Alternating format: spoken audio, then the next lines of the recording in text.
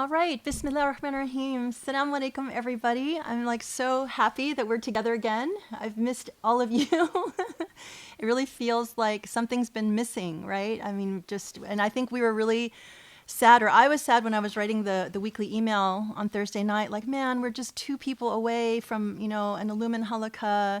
And then when I wrote that, I actually didn't really think anything, but literally within maybe, I don't know, 5 minutes of sending it out, a beautiful soul wrote back and said, "Oh, I got this," and then sent in like enough for two people.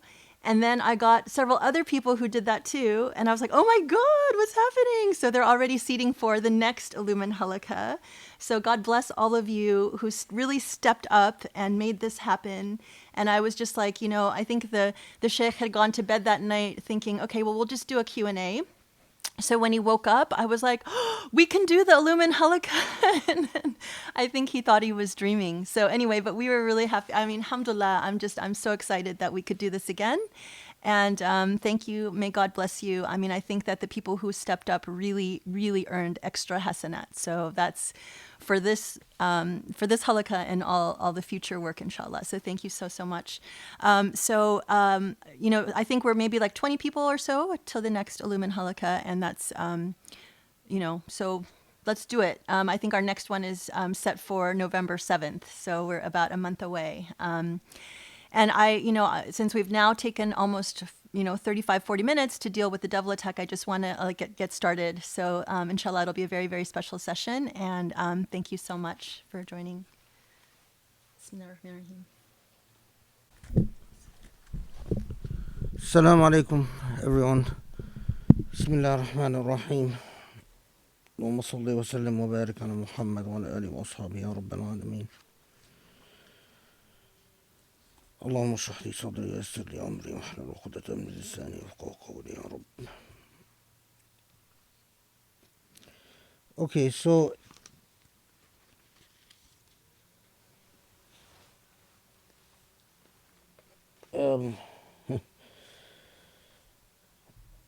let's start out with just telling you something about how we the surah, inshallah, today.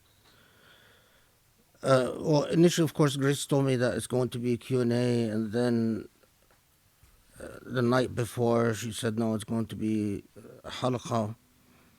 And that, of course, then raises the question of which surah. And I prayed, and it was very clear that it should either be Surah At-Tur or Surah Al-Ankabut. And I didn't think that I got an answer as to which of these two surahs it would be. But to be honest, I know what Surah Al-Ankabut involves, and I know what Surah Al-Tur involves. And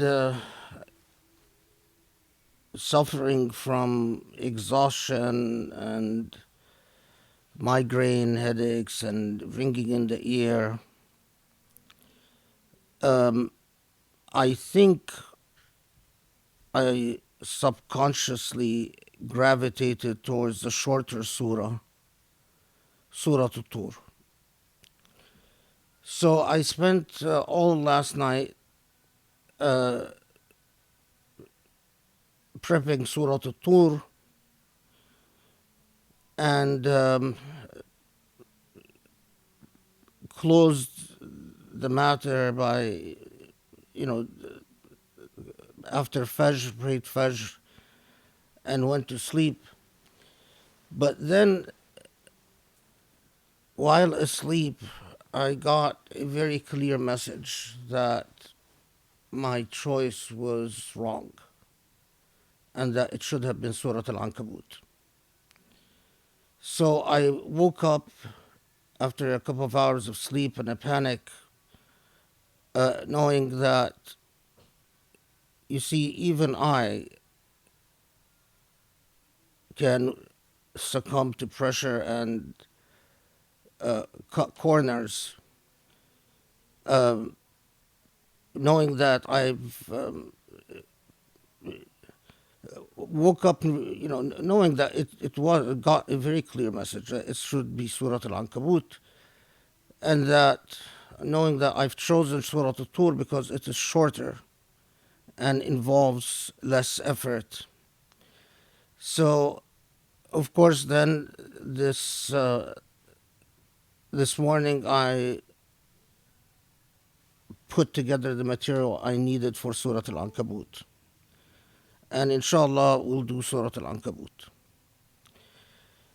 But because of this, both of these surahs, like all surahs in the Quran, both Surah Al-Tur and Surah Al-Ankabut play a critical role in building up the mentality, the spirituality, and the intellectuality of a Muslim. Uh, as you now know from my methodology, is that we look at the Quran as it interacted with the people to whom it was revealed, and the way that it transformed them as human beings. And as you know from our methodology, that in the same way that the Quran transformed the people to which it was revealed, but also warned them about so many threats and weaknesses and pitfalls, it is equally pertinent and applicable to us. So I underscore again that this is not an intellectual journey. It's not a matter of satisfying curiosity. It is not even a matter of studying your tradition.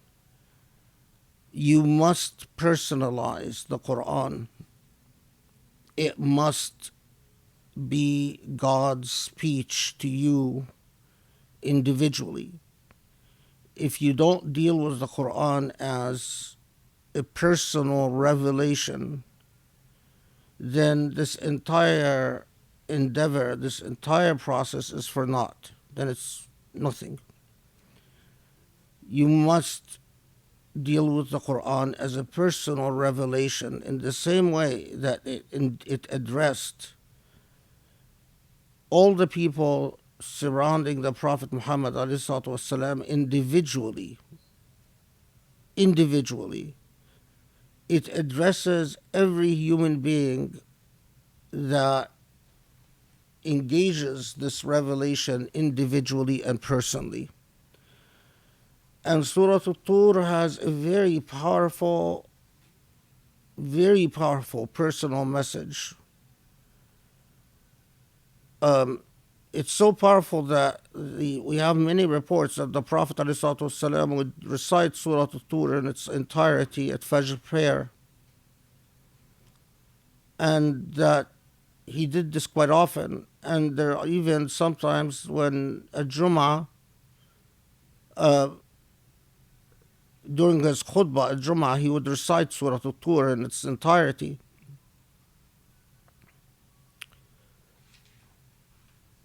But as important as Surah Al-Tur is, as I said, it was clear. The message that I got was very clear that I'm supposed to cover Surah Al-Ankabut, the spider. So we will delve, inshallah, into Surah Al-Ankabut. Inshallah, next halaqah we'll do Surah Al-Tur. I think that was the message. That was the clear message. The next halaqah, inshallah, Surah Al-Tur. But for those people who listen to this, and even those people who, even, other than personally supporting the efforts, meaning that other than you personally donating. Take it upon yourself to try to convince others to support this effort, because I want to present Surah Al-Tur as soon as I can. And, I'm following the rules given to me. So Grace says that we need about 20 donors to do Surah Al-Tur. The deadline for applications has now passed, and we've received more applications than we can possibly accommodate. And I haven't started reading the applications yet. Inshallah, I will. And as usual, I will read the application and then pray on them. The money looks like it looks like all the money is going to go to supporting students, or most of the money or whatever. But our ability to support students is limited. So what I'm saying is the more support we get, the more students we are able to accept and support. Because of course this is expensive. It involves paying for the students' residence and paying for their meals and whatever else, the cost of living for students.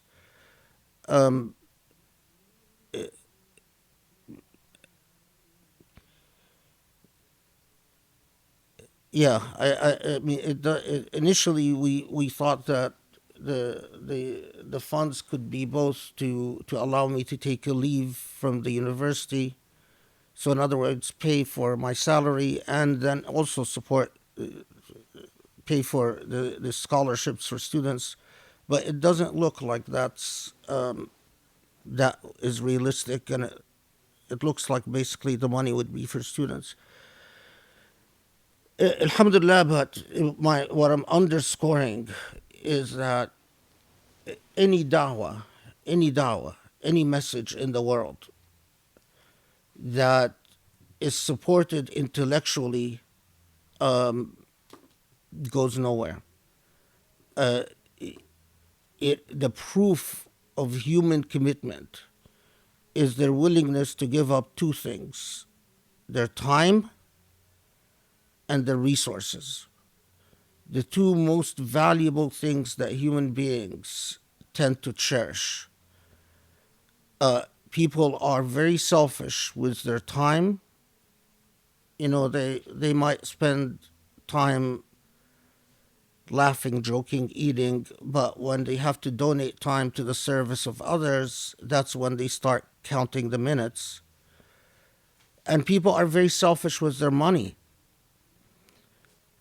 Talk is cheap. There's a Surah Al-Shu'ara.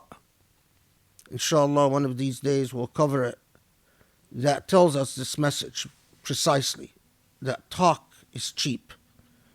You can pontificate cheaply and easily. People love to pontificate, but when it comes time to actually proving your commitment, it's time and money. That's why Islamic causes suffer in the world.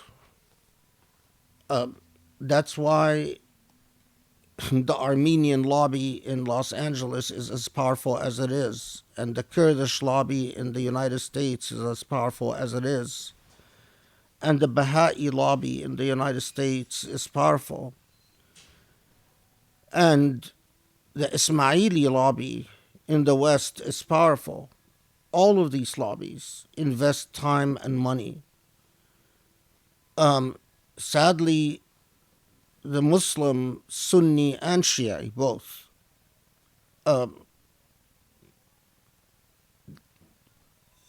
they're all talk. You can find a lot of discourse on the net, a lot of people pontificating, a lot of people chatting, talking, blabbing, yapping. But where it matters, there's nothing.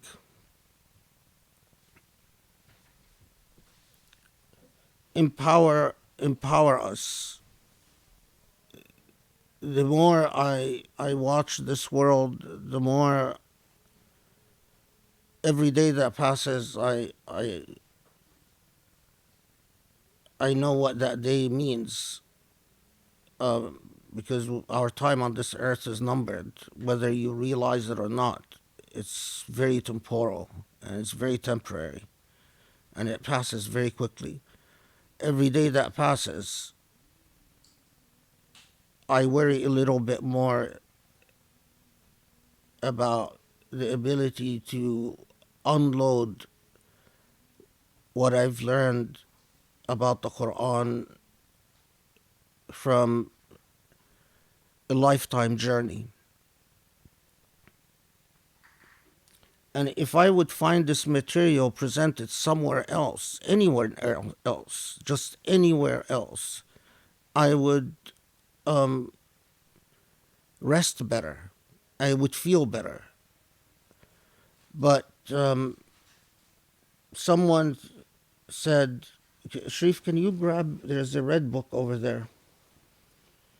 You know, there's a red book there. Can you grab it? Yeah, that one. That one. You know, because people love to, as I said, talk is cheap. So someone said, well, you know, isn't basically your approach identical to the Amin Ahsan Islahi approach to the Quran? Well, someone who says that, that means they haven't read the work of Islahi. Islahi has the idea that there is systematic coherence from one chapter to another in the Quran. But there's a couple things about the Islahi work. One, his tafsir was written in Urdu, so unless you read Urdu, you really don't have access to it. Parts of his approach has been translated to English. Basically, there are 2 volumes in English, but his message is very different than what I present substantively. So it's just remarkable. I mean, I just wish Muslims would take responsibility for what they say. It's not important to look good. It's important that in Allah's eyes, you are a true speaker. That when Allah hears you, Allah knows that you are speaking substantively and seriously, not flexing muscles to seem impressive. That's a liability in the hereafter. When you stand before Allah, every moment you spend flexing and showing off and Instagramming and taking pictures of yourself and things like that. These are all things you're going to worry about in the hereafter. Because they're all acts of egoism. And the ego is a heavy responsibility in the hereafter. And if anyone actually bought your propaganda, self-propaganda, and felt jealous, you're going to have to answer for that jealousy that you've raised in other people. So take Allah seriously. Take your accountability seriously. Anyway. Bismillah ar-Rahman ar-Rahim. Surah Al-Ankabut, the spider, lays a heavy responsibility upon all of us. It delivers a stunning, earth-shattering message.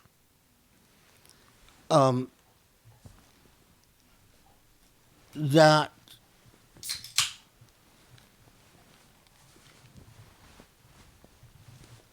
did not just have a transformative impact in spiritual terms.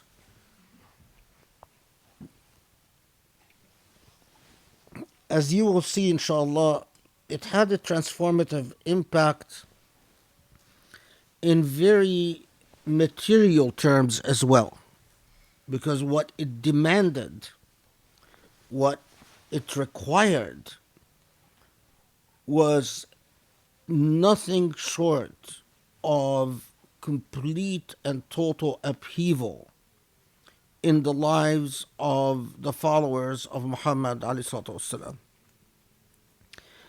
And as we'll see, not everyone rose to the challenge. There were failures. Even among those people who met the Prophet ﷺ and were companions, some rose to the challenge and some didn't. But that's the message that Surah Al-Ankabut delivers. So, first Surah Al-Ankabut is revealed towards the end of the Meccan period. Um,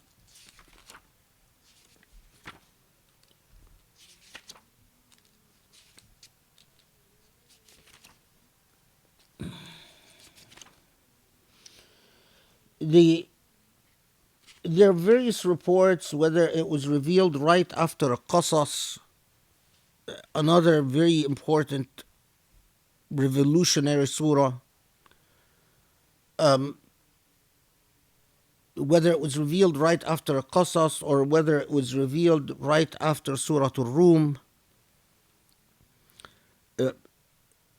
Surah was a very critical intellectual message, but it is revealed towards the end of the Meccan period, and at that time the persecution of Muslims is at a high.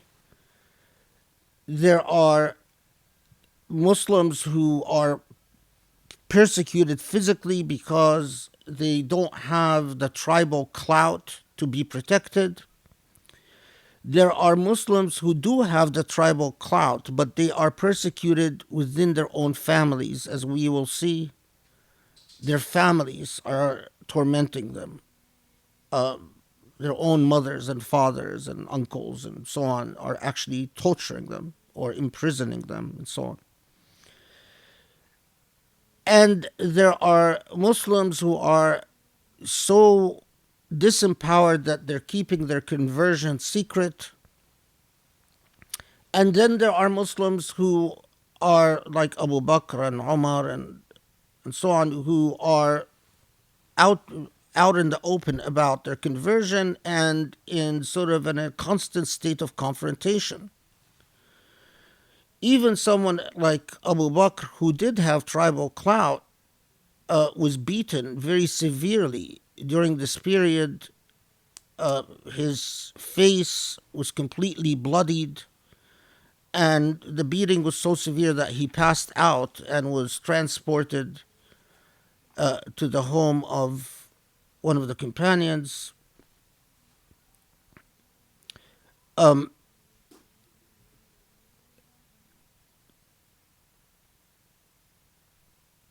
So it's a challenging period, and of course by that point, Khadija, the Prophet's wife, has passed away, and there is a period of real trials and tribulations. So Muslims, to put it simply, are going through a very difficult time, and some of them will even cave under the pressure. Some of them, as we will talk about in a second, inshallah, even go back on their conversion. They can't hack it.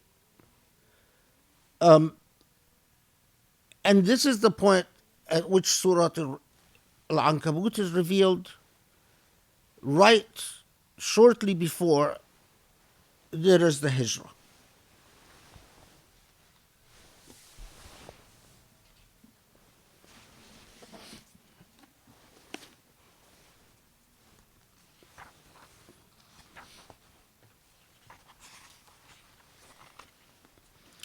So we've already encountered the surahs that start out with Alif Lam Mim and refer back to everything about I said about Alif Lam Mim and the surahs that start with Alif Lam Mim. Uh, the if you walk this path and your relationship with Allah is constant and persistent and strong, you might see meanings to these letters that are beyond your imagination. These letters can visualize and come together before your eyes. So it starts with Alif Lam Mim and then delivers a punch to these Muslims who are collectively recognizing or aware of the difficulties they are going through. Starts out with a very powerful opening salvo. أحسب الناس أن يتركوا أن يقولوا آمنا وهم لا يفتنون. Do people think that they can claim to be believers, that they will be left to say that they are believers without being tested? This is not how dunya works. This is not how life on earth works. Being tested is part of the very nature of creation on earth. So it is as if the Quran is addressing these Muslims directly and say, yeah, I know you're suffering. But do you think that you could have been left to say that you are true believers without Allah allowing you to suffer?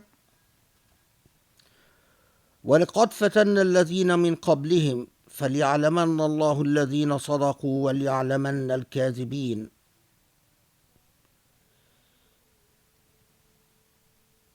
You are being tested as those before you were tested. And it is the trials and tribulations, the difficulties that you are enduring that will differentiate between the truthful ones and the liars. Liars even to yourself, because it is easy to say, I am this or I am that. But it is when you confront difficulties, that's the point that we differentiate between the sincere ones and the show-offs, the make-believes, the insecure ones, the so on.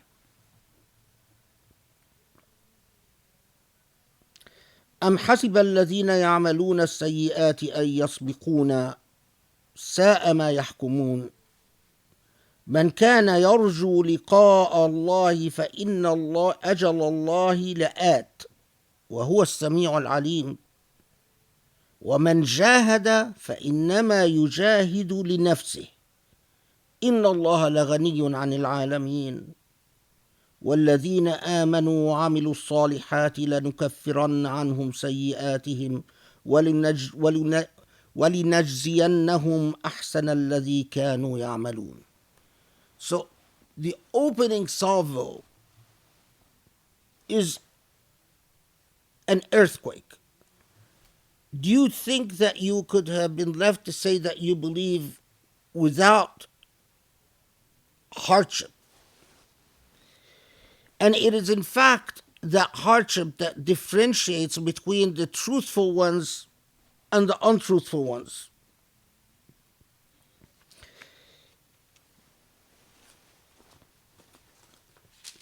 Just interested in the translation.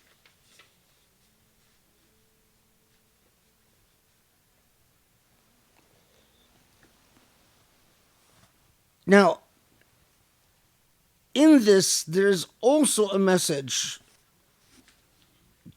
to those who inflict suffering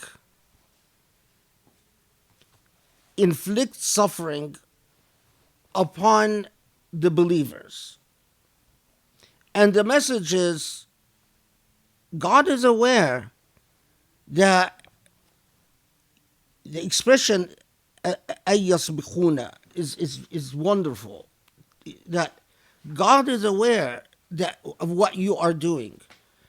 And do you think that what you are doing is somehow out of our control? That's not how it works.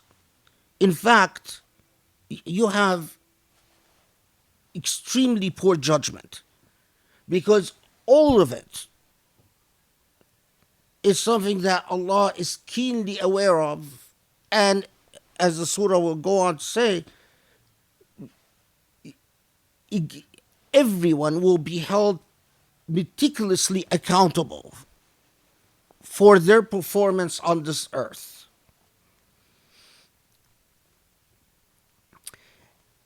And there are basically two types of people. There are people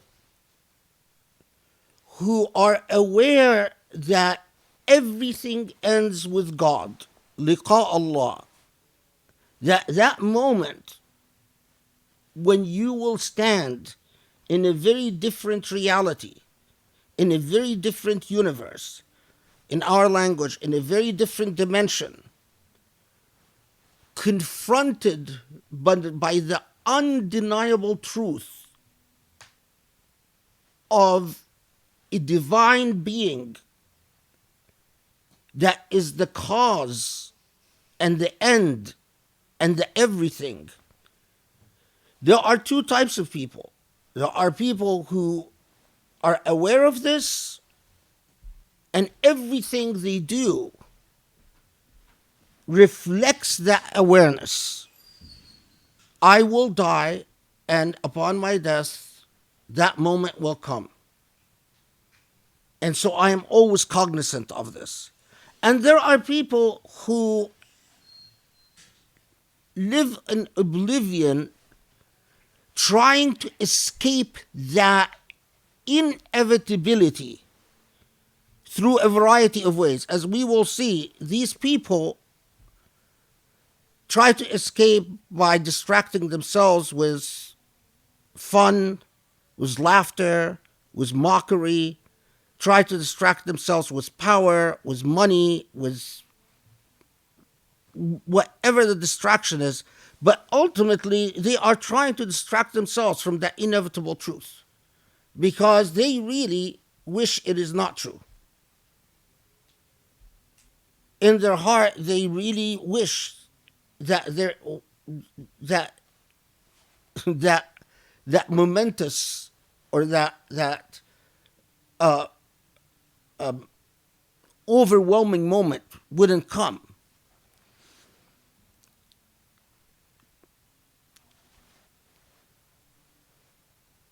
فَإِنَّ أَجَلَ اللَّهِ لَآتٍ. It's very decisive, and it's a promise. No, that moment will come. In the same way that you were born in this world, suddenly confronted by the reality that you are in this world, and you open your eyes and you see someone that you call mother, and you see someone that you call father. Well, that became your reality, undeniable. You had no choice. It became your reality. Well, guess what? There will be another moment, and there will be another reality that's also undeniable. Inna ajalallahi la'at. It will come. And in the same way that you thought when you were living on earth that this is everything, in the hereafter you will come to the realization that that is everything and the consequences of that. Okay. Very important ayah. Remember it always. من كان يرجو لقاء الله فإن أجل الله لآت. And always ask yourself, are you trying to weasel out of the inevitability that you're going to confront your Lord? Or are you living up to what everything in your being is telling you, that that moment is coming? You're not going to be able to escape it. You do whatever you want, you're not going to be able to escape it. Where is Binti?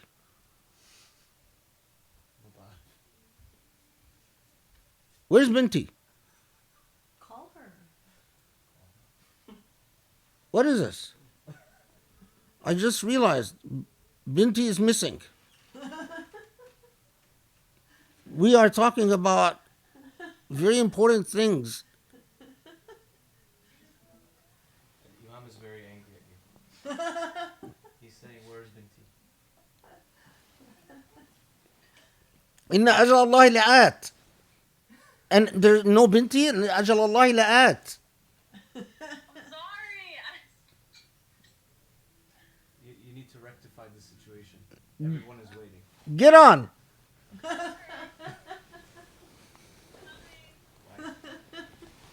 Kids, you know, what do? You have kids, you always have to keep chasing after them with a stick, making them behave. Okay.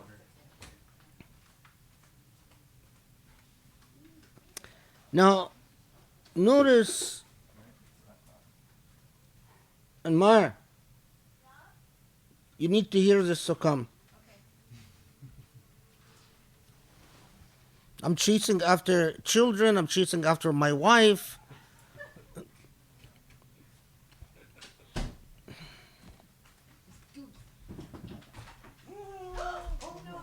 Devil attack. I'm not letting go after this. You're fine. Okay. Then notice in Ayah 6, وَمَنْ جَاهَدَ فَإِنَّمَا يُجَاهِدُ لِنَفْسِهِ إِنَّ اللَّهَ لَغَنِيٌّ عَنِ الْعَالَمِينَ. Now here, in Al-Ankabut, notice that this is a Meccan surah. And we are told this is a jihad. Now, why is this really important? Because the permission to use jihad in qital form, qital meaning actual fighting, was not given yet. We don't have the ayah yet. أذن للذين ظلموا. Sorry. أذن للذين أنهم ظلموا. Anyway, the ayatul izn, the ayah that gives permission to use military force, is not there yet. But yet, in Al-Ankabut, we are talking about jihad. So, again, why is that important? Because this is concrete, textual reality or evidence that jihad is a much broader and much more critical concept than military combat. So, and I'll talk about the occasion for revelation in a second, but so know that this is a jihad, struggling to endure the trials and tribulations and the suffering and the persecution that you are going through is a jihad. And know that this jihad is a personalized jihad. So no one can ride on the coattails of another. No one could say, well, the Prophet is achieving victory, so I just will slip by. Your jihad is, in fact, how you are processing the trials and tribulations that come upon you as a human being and as a person and as an individual.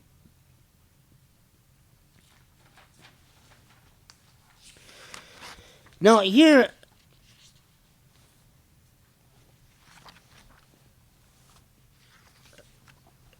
there is a discussion. Some scholars said, well, Al-Ankabut is, everyone knows it's a Meccan surah, but some scholars said, well, the first ayat of Al-Ankabut were revealed in Medina, not Mecca. That's very problematic. But even if that was true, even if the first few ayat of Al-Ankabut were revealed in Medina, the question, the methodological question that I always deal with is, why would these ayat be placed in this surah? So those who try to say, well, look, man jahada innama yujahidu li-nafsihi, that, well, it was maybe revealed in Medina. The significance of it being revealed in Medina is that now in Medina you have permission to fight, but in Mecca you don't have permission to fight. But that's immaterial, because the issue is that when it came to the point of organizing the Quran, even assuming that these were revealed in Medina, which I don't think they were, the evidence for that is rather weak. But even if the conscious decision was made by the Prophet and by Allah subhanahu wa ta'ala that these ayat be placed in the chapter of Al-Ankabut, which is a Meccan surah, which predates the permission to fight. So this actually becomes even more important in our age, because I see so many Muslims, because of Islamophobia and because of other, they try to escape from the theology of jihad, and you don't know what you're doing. You can't escape the theology of jihad. Jihad is core to everything in our faith.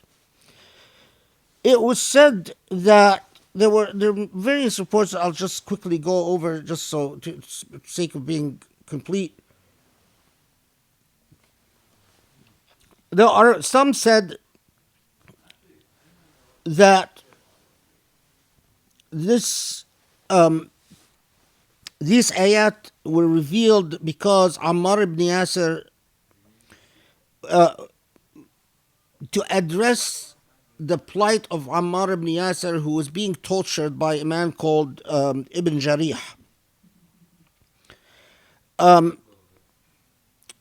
Another report said that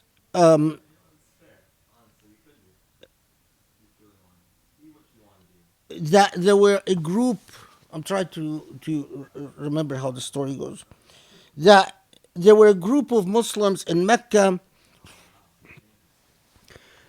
who were being persecuted, and then they tried to flee Mecca. The Qurayshis went after them, dragged them back to Mecca, and continued to torture them, and that some of them left Islam as a result of that. There is yet another report that says that these verses were revealed on the occasion of the martyrhood of a man called Mihja. Mihja was Mawla of Mawali Umar, meaning that he was under the protection of Umar, or former slave or a current slave, we're not sure, but that he was the first person to be killed in the Battle of Badr, and that these surah were revealed on that occasion. Others said no, that these verses were revealed because Hisham bin Rabi' al-Makhzumi was a Muslim, and then when he was persecuted and tortured, he apostated and left the faith, and then that these ayat were revealed. As you can tell, just by the fact that there are so many narrations that say that these ayat were revealed because of this and these ayat were revealed because of this, none of them are very strong. And I don't think that these ayat were revealed. These ayat were revealed to address a reality, not in Makhzumi, not Ammar ibn Yasir, not any of these specific events, but to reveal a collective reality. As Muslims were in Mecca before Muslims go to the Medina, as we will see. Okay. Now, والذين آمنوا وعملوا الصالحات لنكفرن عنهم سيئاتهم ولنجزينهم أحسن الذي كانوا يعملون. Let's look at the translation. This is ayah number 7.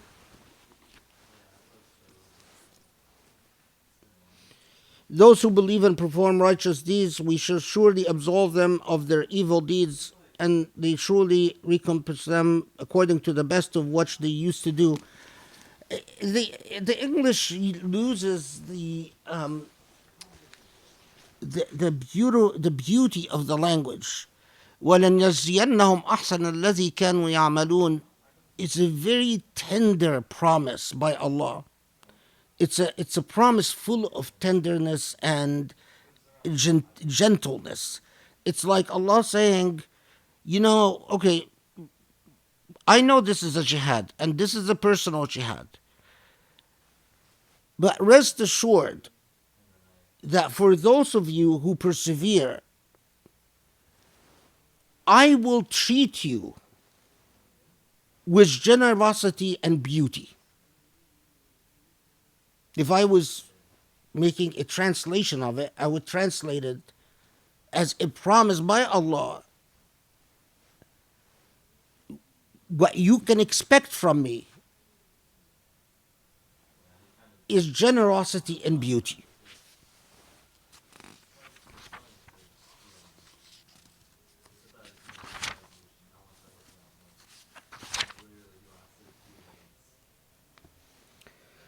Okay.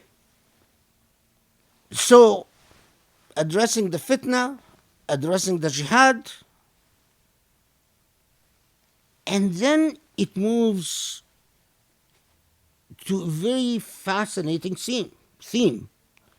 ووصينا الإنسان بوالديه حسنا وإن جاهداك لتشرك بي ما ليس لك به علم فلا تطعهما إلي مرجعكم فأنبئكم بما كنتم تعملون والذين آمنوا وعملوا الصالحات لندخلنهم في الصالحين ومن الناس من يقول آمنا بالله فإذا أوذي في الله جعل فتنة الناس كعذاب الله ولئن جاء نصر من ربك ليقولن إنا كنا معكم أوليس الله بأعلم بما في صدور العالمين وليعلمن الله الذين آمنوا وليعلمن المنافقين. Okay, so it moves from that to then saying,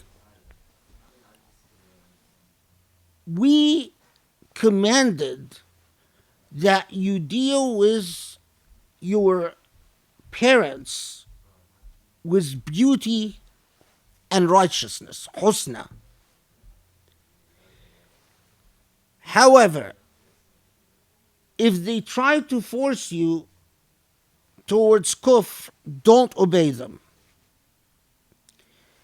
And always remember that this is not about your life on earth, this is about how you will come back to me.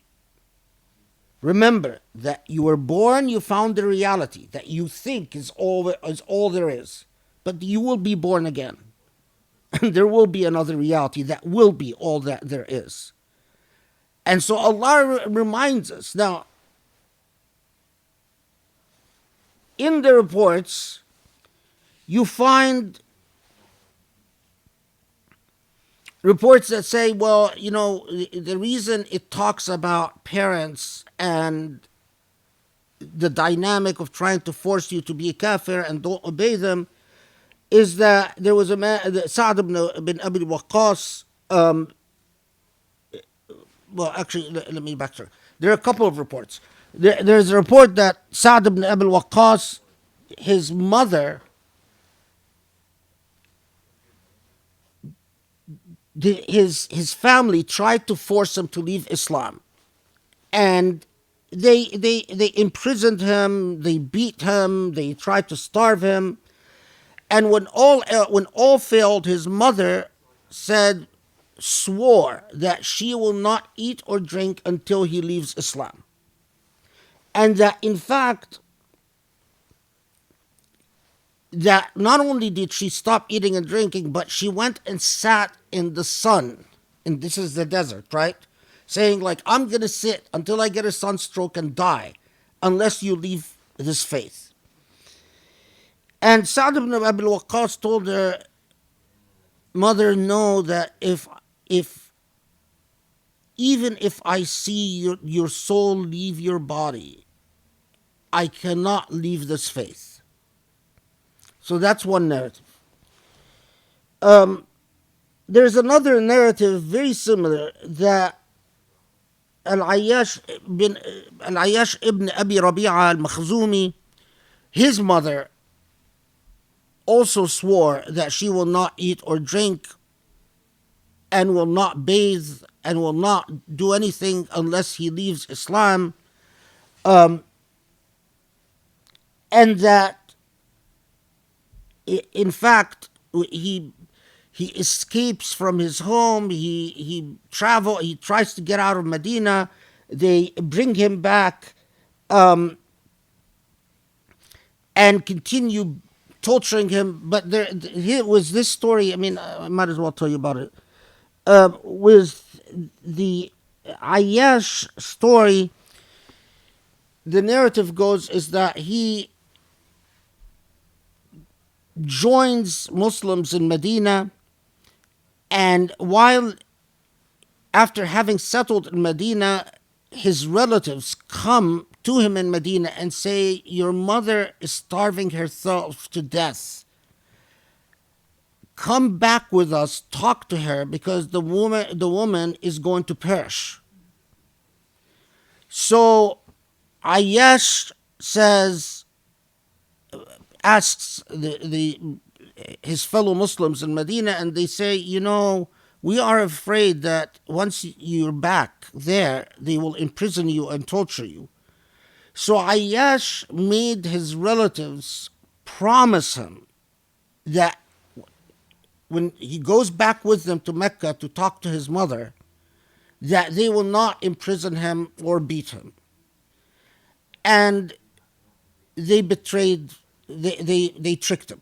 So the minute they went out of Medina, they jumped on him, tied him up, took him back to Mecca, and tortured him continuously. Eventually, he manages to escape from them. But the story of Ayyash and his plight is very dramatic when you read the details of it.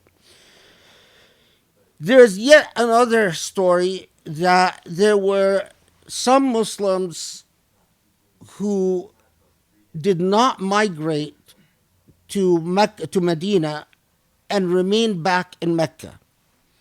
And when hostilities broke out between Muslims and Quraysh in the Battle of Badr, the Qurayshis went to these Muslims who had not migrated to Medina and forced them to fight on their side against Muslims in the Battle of Badr, and that some of these Muslims were killed, although they were Muslim. They were killed fighting on the side of the kuffar against fellow Muslims in the Battle of Badr, and that these verses were revealed to address this situation. Again, all of that you can't count on. I mean, I believe that the story of Ayyash took place. I believe that the story of Sa'd bin Abi Waqqas took place with his mother. I believe that there were Muslims who failed to migrate to Medina and were forced to be in the ranks of the Qurayshi army to fight against fellow Muslims in the Battle of Badr. I believe all of that. But I don't believe that that was the reason for these ayat, for the revelation of these ayat. These ayat are clearly relevant to all of that, pertinent to all of that.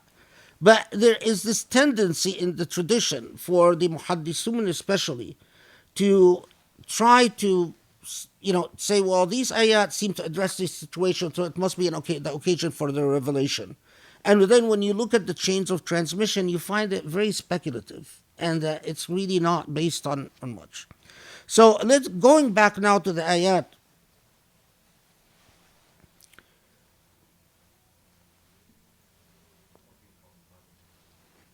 What verse 8 says, it transcends the issue of parents trying to force you to be a kafir.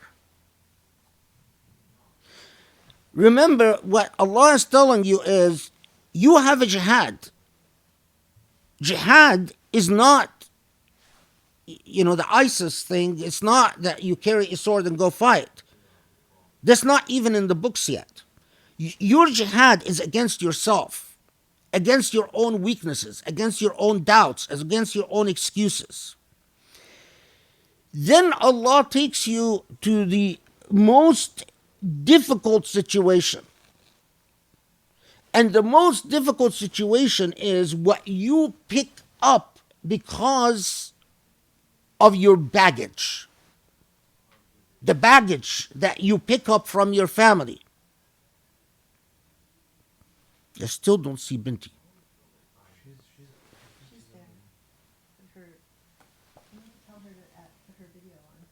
'Cause he wants I think it's missing some of the. It's not showing everybody.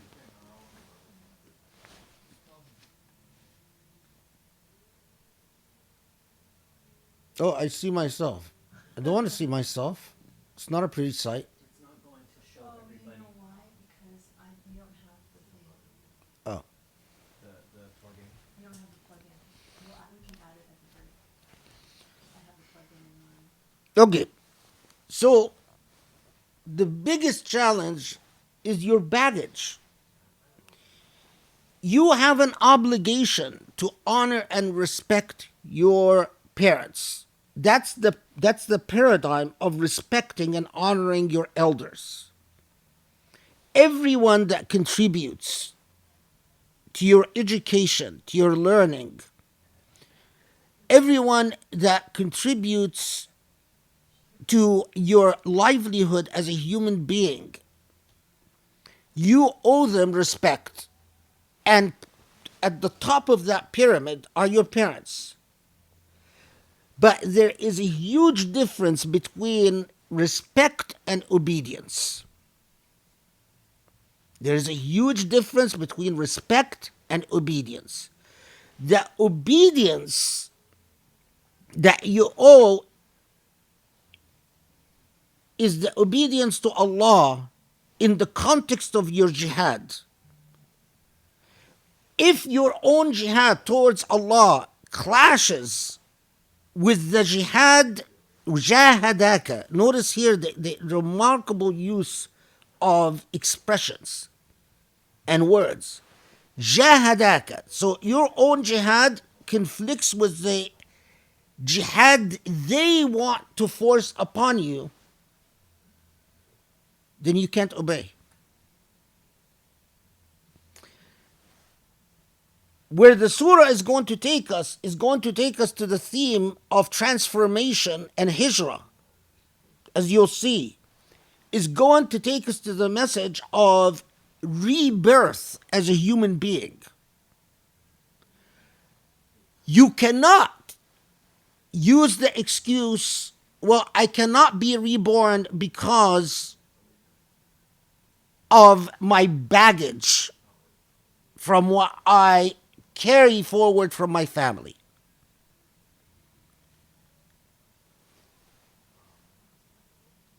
We forget that some of these Muslims were being prepared mentally and spiritually that not only are they going to get the command to migrate to Medina, but they will get the command to, even some of them, fight in battle against their own fathers, against their own uncles, against their own sons. That required a transformation in terms of living a life of commitment. Of course, the jurists later, the interpreters, because tradition steps in, try to water it down. Well, yeah, the sons and fathers fought in Uhud, fought in Badr, fought in Uhud, yes, but there's no difference between respect and obedience. It's completely, it goes against everything that we learn from the impact of Surah AlAnkabut upon Muslims at the time. It is not telling you to, even if you confront them in battle, you don't hate them. Even if you confront them in battle, you can't disrespect them. You might be forced to defend yourself in battle, but you can't hate and you can't disrespect. So even when you tell your parents, I can't follow your path, it can't be yelling, it can't be screaming, it can't be cussing, it can't be cursing, it can't be disrespectful.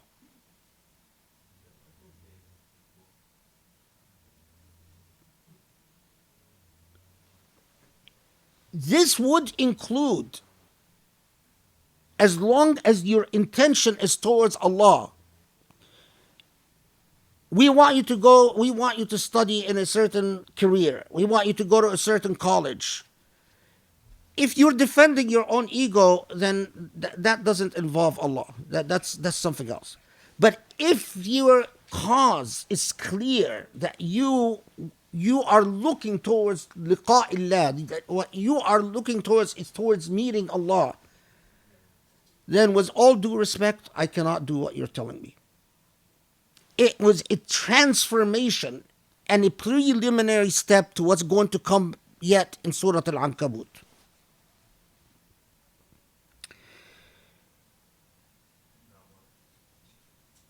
And then notice this promise that so many people often ignore in verse 9.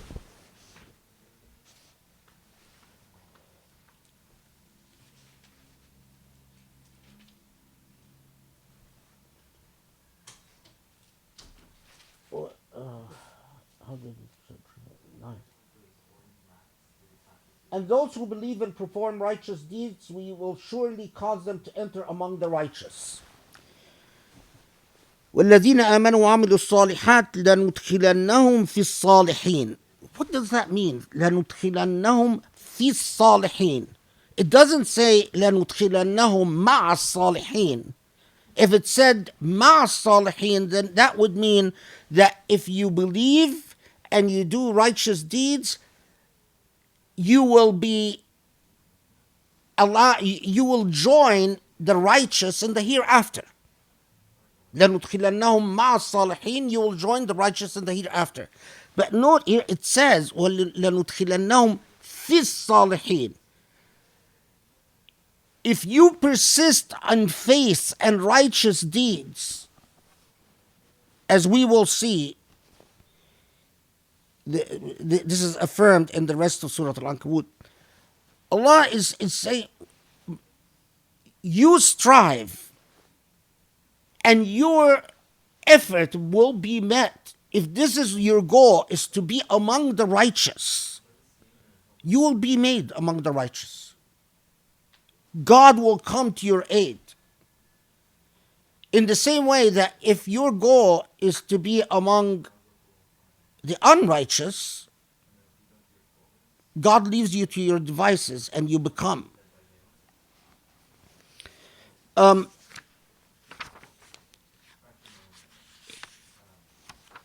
In passing, I want to tell you there is a very interesting debate about,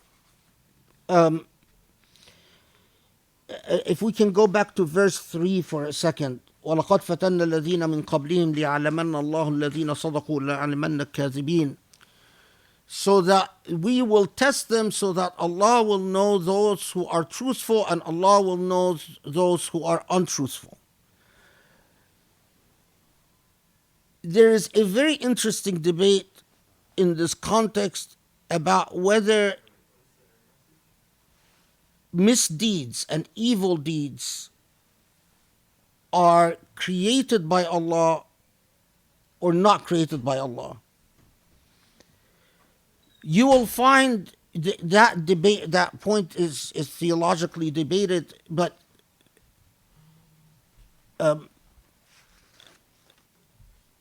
I finally got Tafsir Jashami, among other things, precisely because of what he says about this, that evil is not created by Allah. If I marked where he says this, we will be in luck. Remember, I was in a rush to, so I might have not marked it.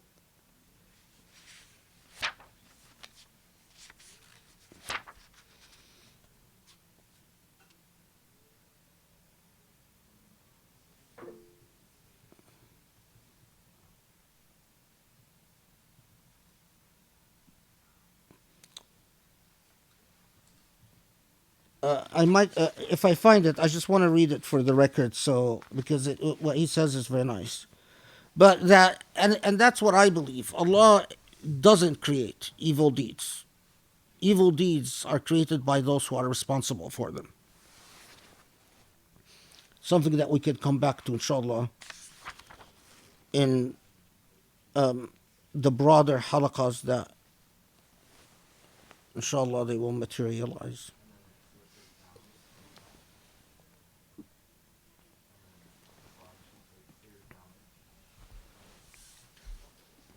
Okay, so that is a comforting and powerful promise that if you believe and persist in good deeds,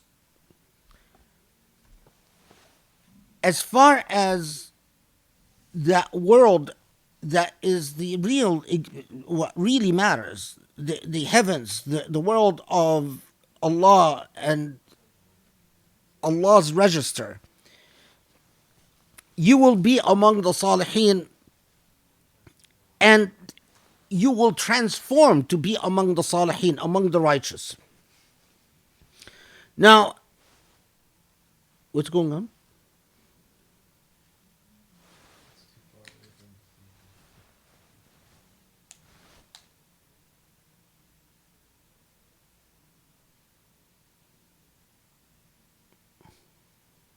They can hear Nito in the background. So I told them we would tell him to be quiet. Where's Jenna?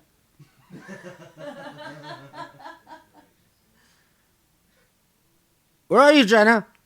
She's There? she's in trouble, isn't she? Yes, she's there. But I pinned her. She didn't come back. Look, she's right there. There she is. Look at all her. Oh, okay.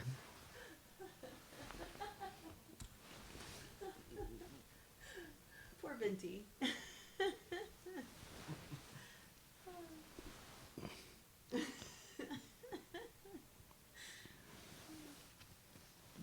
give her a hard time, but make her suffer a little bit.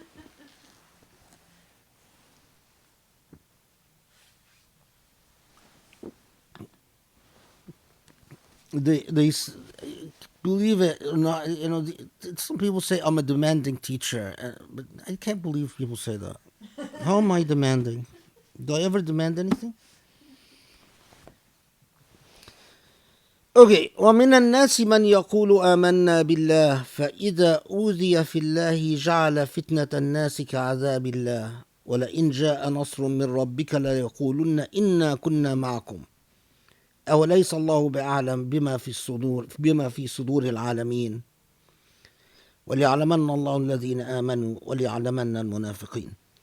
So this is now the ayat 10 and 11 goes back to what we mentioned about jihad.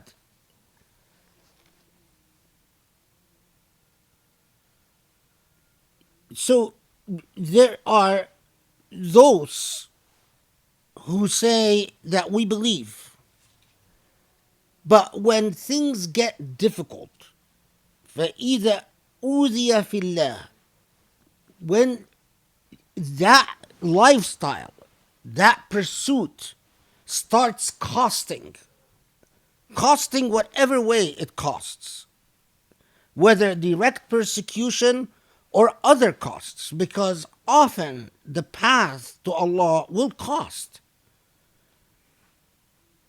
The cost could be you lose friendships. The cost could be you're not as close to your parents who don't care about religion. The cost could be financial. The cost could be time. The cost could be popularity. The cost could be, and then in stark situations that you're arrested and tortured and so on, that the minute that starts, they lose sight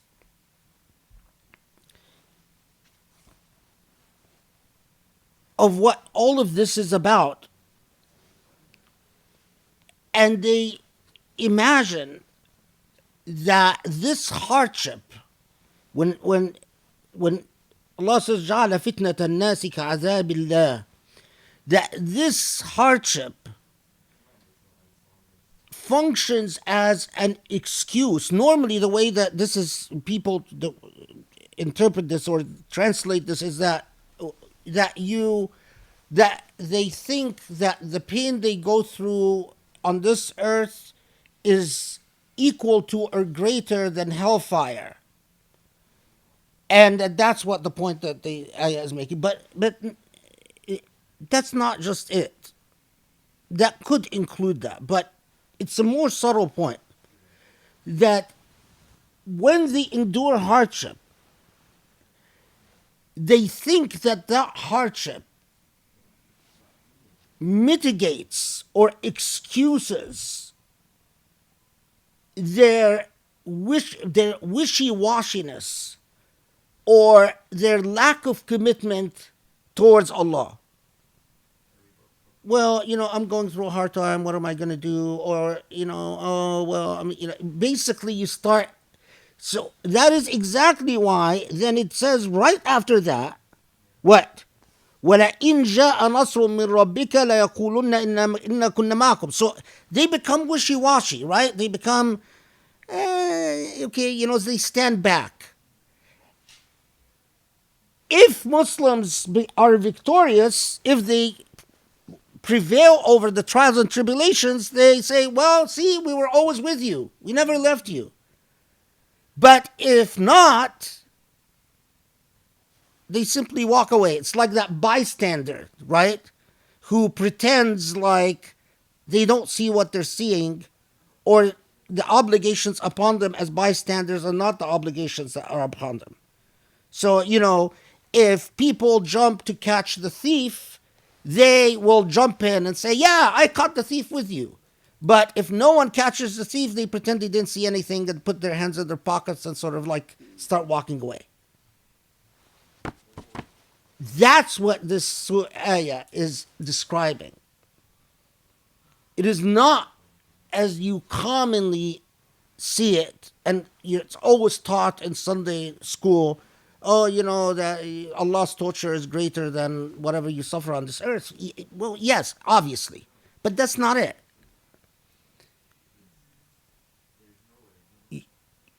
It is the impact of testing upon the psychology and the iman of people.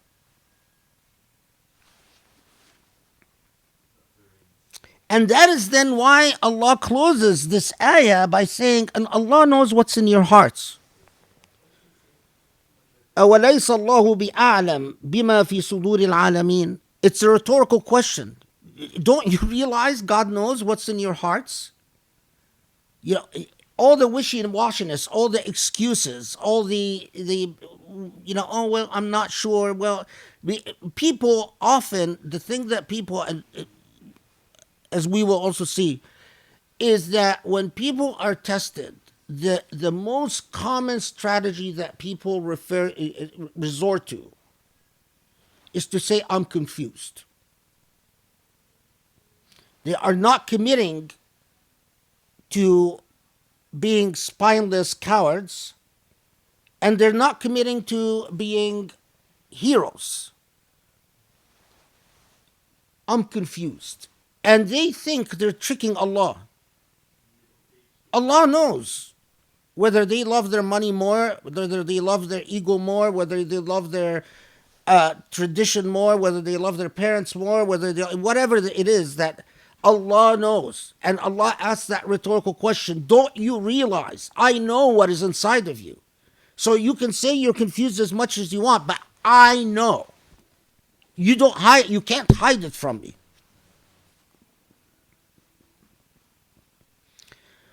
And then this extremely earth-shattering closing of that section, وَلِيَعْلَمَنَّ اللَّهُ الَّذِينَ آمَنُوا وَلِيَعْلَمَنَّ الْمُنَافِقِينَ. And then it's as if Allah slaps us in the face and says, you know what? I will, وَلِيَعْلَمَنَّ here is so that Allah will distinguish, will differentiate. Allah will make clear those who are true believers from those who are hypocrites. The word that Allah holds back doesn't use, so the ground is laid out for everything that leads to the conclusion of hypocrisy. But Allah doesn't use the term yet until ayah 11, when Allah comes and says, well, that's what we're talking about. Some of you are hypocrites. Some of you followers of Muhammad in Mecca. Now notice, it could have been that Surah AlAnkabut would come and say, I know that you're suffering and I am with you and I am God and I am telling you, there will be victory. You will conquer Mecca. Don't worry. Rest assured. But that's not, that would be cheerleading. That's not raising an ummah. Instead, Surah Al-Ankabut comes and says, yes, I know you're suffering, but you know what? This is jihad. And live a committed life. And some of you are hypocrites and steer away from hypocrisy. It was harsh, as we will talk about. It was harsh. At a time, and by the way, this is also after the story of Isra wal Mi'raj. So already some Muslims, when the Prophet said, I traveled to Jerusalem, some Muslims said, we don't buy that. Okay, we're leaving. So it is coming and filtering out, yet again, more filtering. It's not a numbers game. It's not how many people are following you, Muhammad. But what are the quality of the followers that are with you, Muhammad?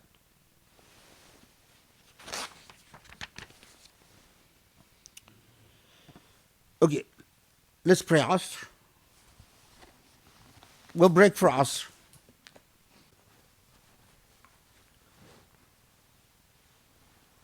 Where's Rami?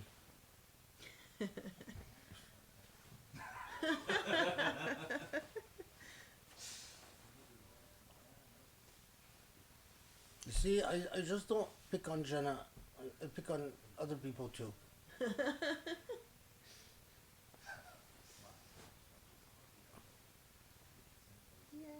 Rami is the one who told me that they published Tafsir Jashami. So I went insane until I was able to get it. All the way from Lebanon.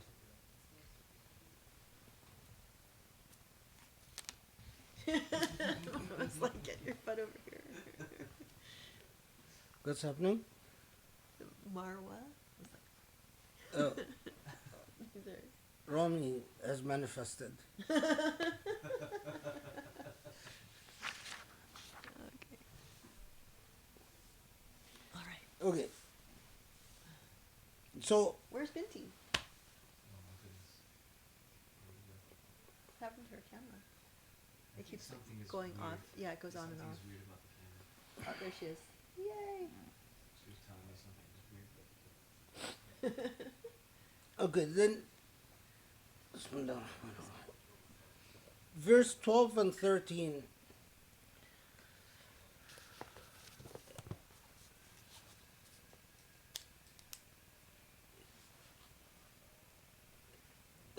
As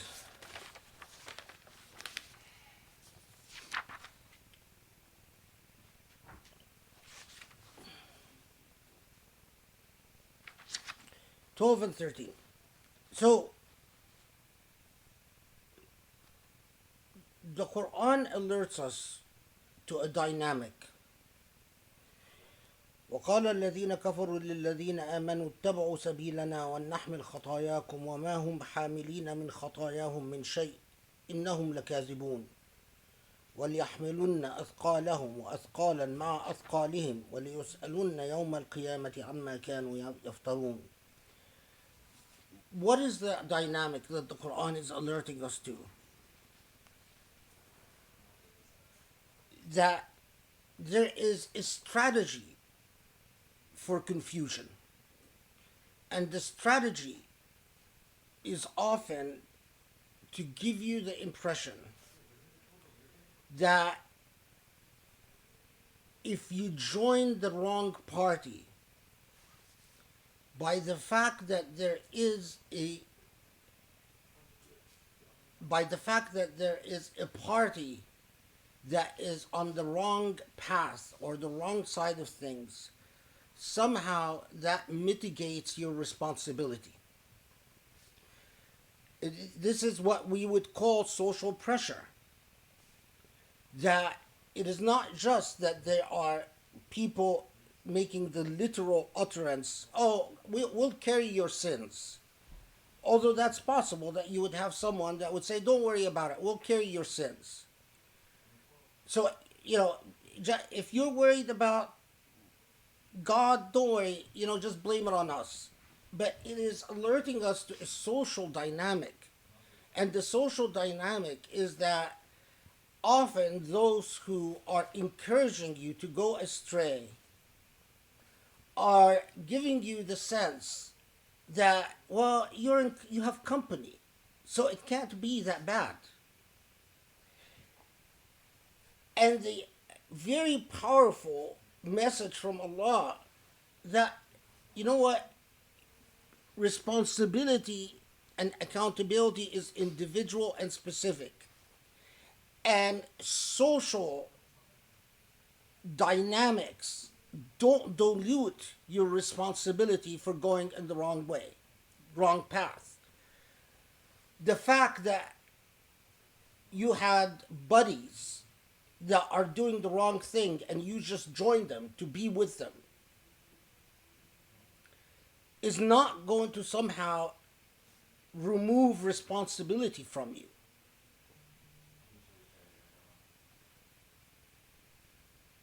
This is just not the buddy system, but it applies to any situation, whether it's family, it's parents, it's spouses, whatever the dynamic is, what the Quran is alerting us to, and I'm emphasizing this point because of how common it is, that it is often people go in gradations, in steps. First, there is a reason that they want to weasel out of their responsibility before God. Second stage, they plead confusion. It's not as bad as saying, I'm a bad person. I'm just a confused person. Third is once you claim that you're confused, then you allow yourself to be led down the wrong path socially, parentally, familiarly, whatever it is. But effectively, you are, going with the trend. You are wishy-washying, if you will. You are just going through the path of least resistance. And that first, know that responsibility is individual. But at the same time, know that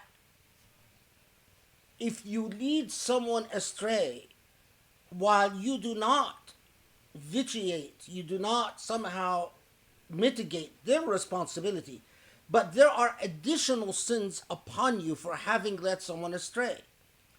And that is, thinking about the responsibility of what you do is very important, because if you set a bad example, you could be accruing sins that come from that bad example. In the same way that if you set a good example, you accrue all the benefits that come from setting a good example. Take your life very seriously and act methodically and consciously and in full awareness, because it is serious business. Pleading confusion, pleading social pressure is not going to work. Then from there, the Quran transitions to the strategy of telling us about past nations, the stories, the qasas of those who came before. And I'll tell you right now that it will tell us about the Prophet Nuh, it will tell us about Moses, it will tell us about Thamud, it will tell us about several people. And the constant theme in all of these, as we'll talk about, is that all of them had a decisive moment where they either would remain in place and suffer deterioration, or they will do what Surah AlAnkabut is all about, or they will do hijrah. They will migrate to God, with all that implies. So, first then, this is verse 14, وَلَقَدْ أَرْسَلْنَا نُوحًا إِلَى قَوْمِهِ فَلَبَثَ فِيهِمْ أَلْفَ سَنَةٍ إِلَّا 50 عَامًا فَأَخَذَهُمُ الطُّوفَانُ وَهُمْ ظَالِمُونَ فَأَنْجَيْنَاهُ وَأَصْحَابَ السَّفِينَةِ وَجَعَلْنَاهَا آيَةً لِلْعَالَمِينَ. That first Nuh, and Nuh is among his people for 950 years, and the message that despite this long period in which he is preaching and teaching to his people, ultimately the result was not success. And it's a very quick reference, but I'll come back to it. Then it moves on to Ibrahim. When Ibrahim tells his people, worship God, how could you worship idols? idols are falsehood, and so on. This is now around verse 17.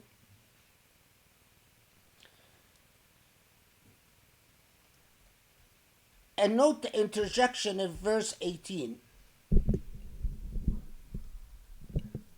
Often the result of going or persisting on the straight path, often the result of being righteous, is that people don't believe you and people don't follow you. In other words, that you are not celebrated for your truth. In fact, you are called a liar by people who are ultimately liars in God's truth, and ultimately people who lie to themselves. But that's the most common accusation, is that you're called a liar. This is verse 18.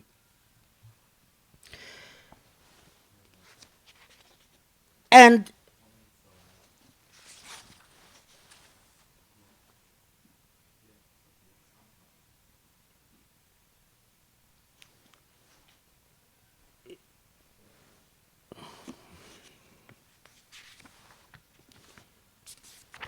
I'm just thinking of how to present it. Okay. So then it takes us to Ibrahim, and Ibrahim alayhi salatu wasalam, is telling his people, how could you worship idols?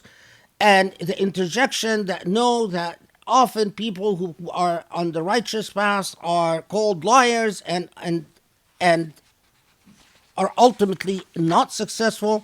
Then it takes us back again, continues with Ibrahim, or continues with an interjection saying, don't you reflect about the nature of creation, that the people come and go, that people think that they are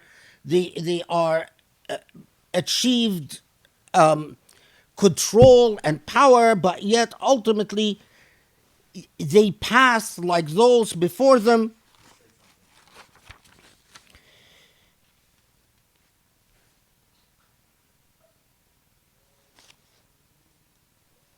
With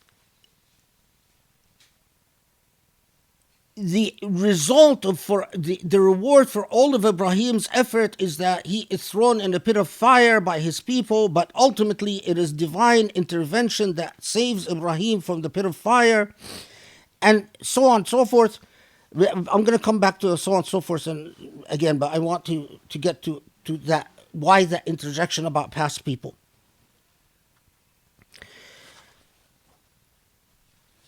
That when it comes to Ibrahim's dynamic with his own people, note on verse 25,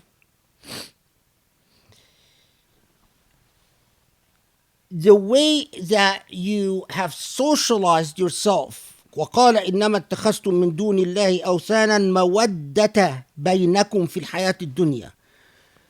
That the way you have socialized yourself is that you have taken idol worship, mawaddata bainakum, as a way of fraternizing with one another.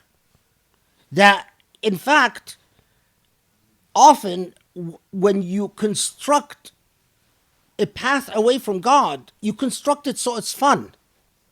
It's like, when we do things that are haram, but we make it so that it creates bonds of friendship and fraternity between us. But what is the result of this fraternity that you are creating between you in falsehood? Is that in the hereafter you will curse one another. And that's the remarkable image. So it's saying, okay, yeah, I know.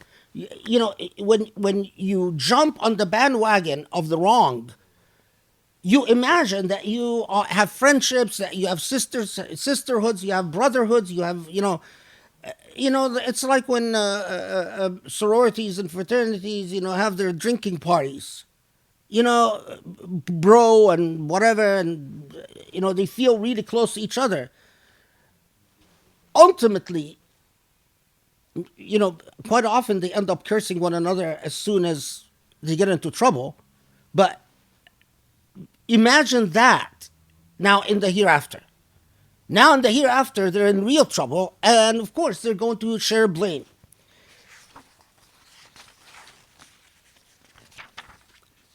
I'll come back to these verses in a second. For all of Ibrahim's troubles, the number of people that followed Ibrahim, although Ibrahim has had an enormous impact upon history, but remarkably, the converts that he achieves by the time he is thrown in a pit of fire and that he is saved from the pit of fire is quite limited. And then it takes us to Lut. وقال إني مهاجر إلى ربي إنه هو العزيز الحكيم. Now here, this is verse 26, is the first time in Surah Al-Ankabut that we get the theme of the surah. Luqman works very hard among his people and ultimately is forced to do a hijrah. And the hijrah is to abandon, to realize that all this life is going to be destroyed, and to get on a ship, and the ship will be the beginning of a new life, an entire abandonment of the old ways and a completely new page. Ibrahim loved his father and was very close to his people and tried passionately and lovingly for many years among his people until a critical chapter and a critical event.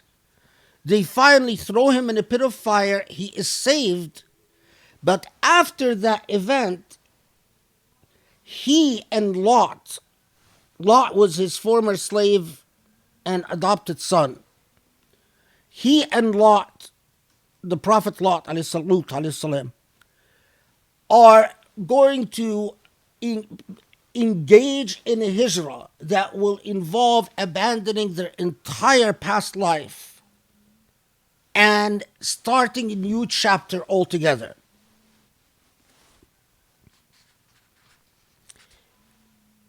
Surah Al-Ankabut is breaking it bit by bit to Muslims. Look at how incredible this is. It's breaking it bit to bit.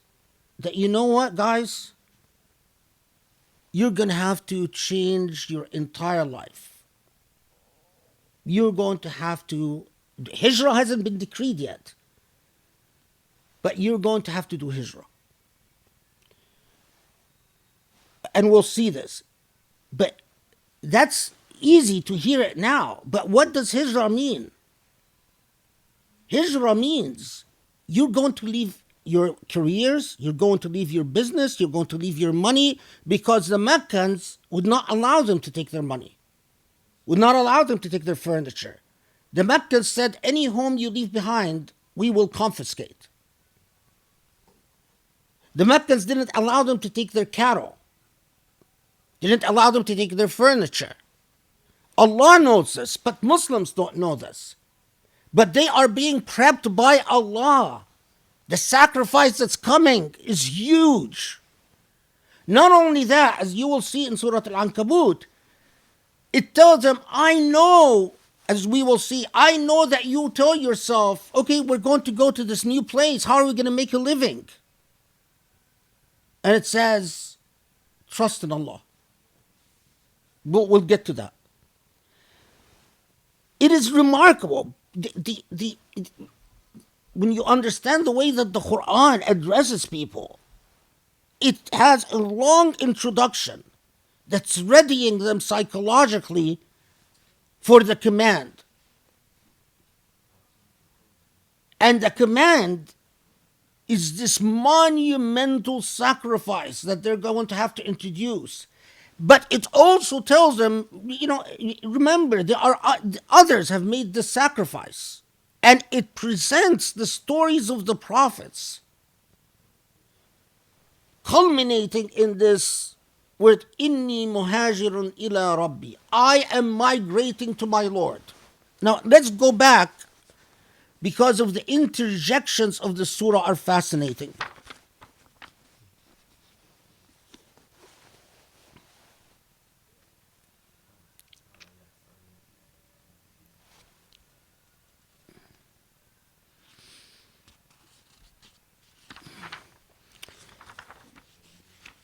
In verse 20, Ibrahim is talking to his people and saying, well, reflect upon earth.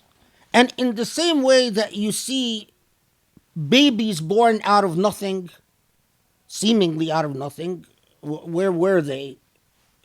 In the sperm bank, an egg bank of people, and animals born out of nothing and plants born out of nothing. The same creator that makes life sprout in this way will make life sprout in the hereafter.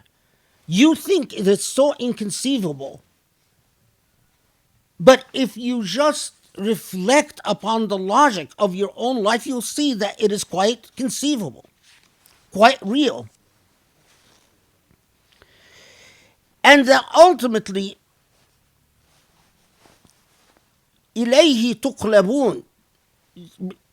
Ultimately, if you weren't going to end up with your Lord, who has the power to grant reprieve and mercy to whomever Allah wants, and to punish whomever Allah wants, if you weren't going to be returning to your Lord, then your life would be pointless. Then there would be no point to living life. In fact, elsewhere in the Quran it says, if you truly believe that your life is so pointless, kill yourself. Because there is, then you pop like a phenomena, like a bubble, and then disappear. Well, then what's the point? And then وما أنتم بمعجزين في الأرض ولا في السماء وما لكم من دون الله من ولي ولا نصير. This is verse 22. We know that you make great advancements and make great civilizational achievements, but know that whatever you do, you are not sovereign. You are not sovereign either on earth or in the heavens. And ultimately, without your Lord, you're nothing.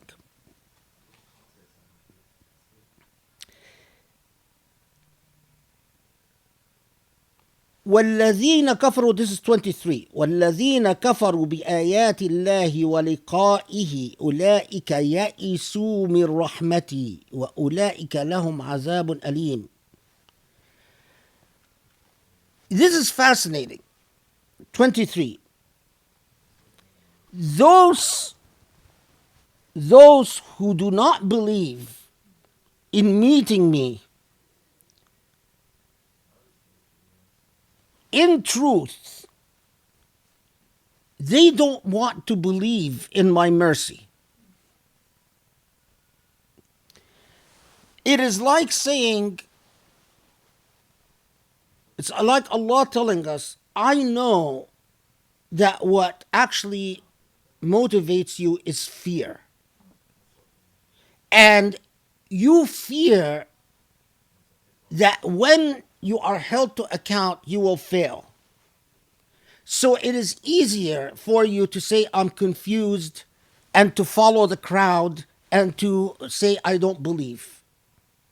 It is easier for you to suspend your reflections and your intellect, and to say, something can't come out of nothing, not under the law of physics. So ultimately, it is because of that fear that you end up saying, we just don't believe. But in reality, you have despaired in Allah's mercy. And it's fascinating because then it says, well, and for those who despair in Allah's mercy is painful torture. It is a major sin to despair in Allah's mercy. لهم عذاب أليم. Among the best things I've read is in Tafsir Ibn Ajiba, says that those who despair in Allah's mercy, they have torment in this life because they live a life without belief in mercy. And they have torment in the hereafter because the first thing that Allah uses to describe Allah's self is Rahman Rahim. I am the most compassionate and most merciful. So it is a major sin to tell Allah, no, you're not.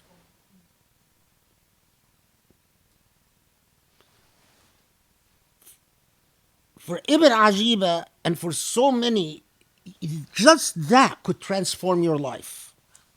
Just reflecting on that. You must believe. It is a sin to believe that Allah is incapable of loving you and showering you with mercy and absolution.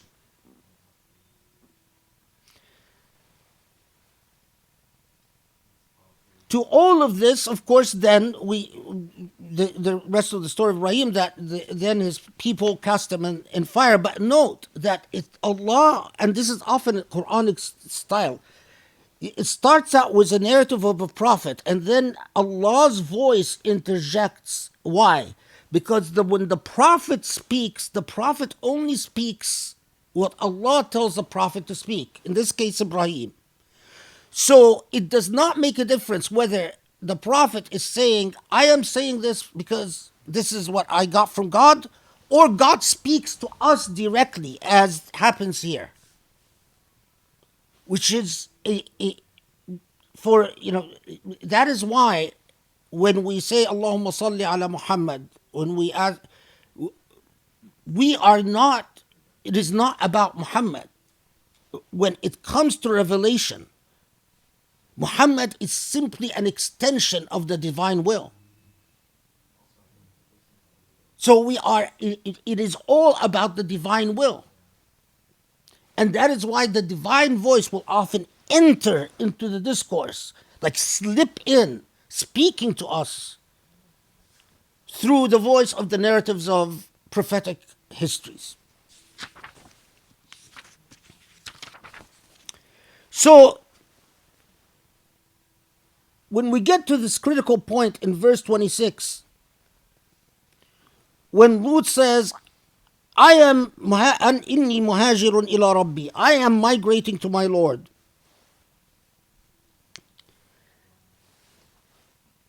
It goes on to tell us that from Lut, from Ibrahim came Ishaq, Isaac, Yaqub, Jacob, and tells us a little bit more about this hijrah of Lut. Lut tells his people, you are committing sins no one else has committed before you. You sodomize men, you commit highway robbery, وَتَأْتُونَ فِي نَادِيكُمُ الْمُنْكَرِ, meaning your social gatherings are full of sin. In the reports, if you dig around in the reports enough, I think I wrote that actually.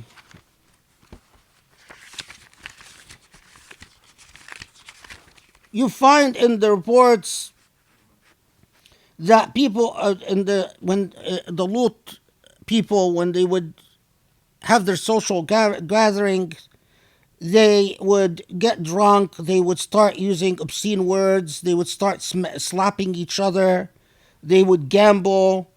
There was a game called Darb al-Mikhraq, which was, it's a form of gambling.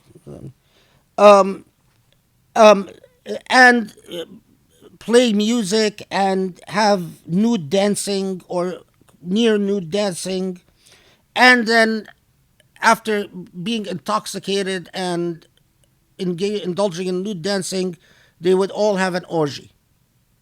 And apparently the orgy would involve a lot of sodomy. Sort of sounds like our lives today. Okay. And so Lut, that interjection that Lut said, prays to Allah, having withdrawn from all these sins, that Lut says, Allah, help me with these corrupt people. Allahumma ansurni ala qawmi al-mufsidin. So then the story that when the angels come to Lut and tell Lut that that these people will be destroyed, and which we encountered in another surah, that he is initially bothered by his guests because he knows that his people are going to come and try to rape his guests. I'm now at verse 33.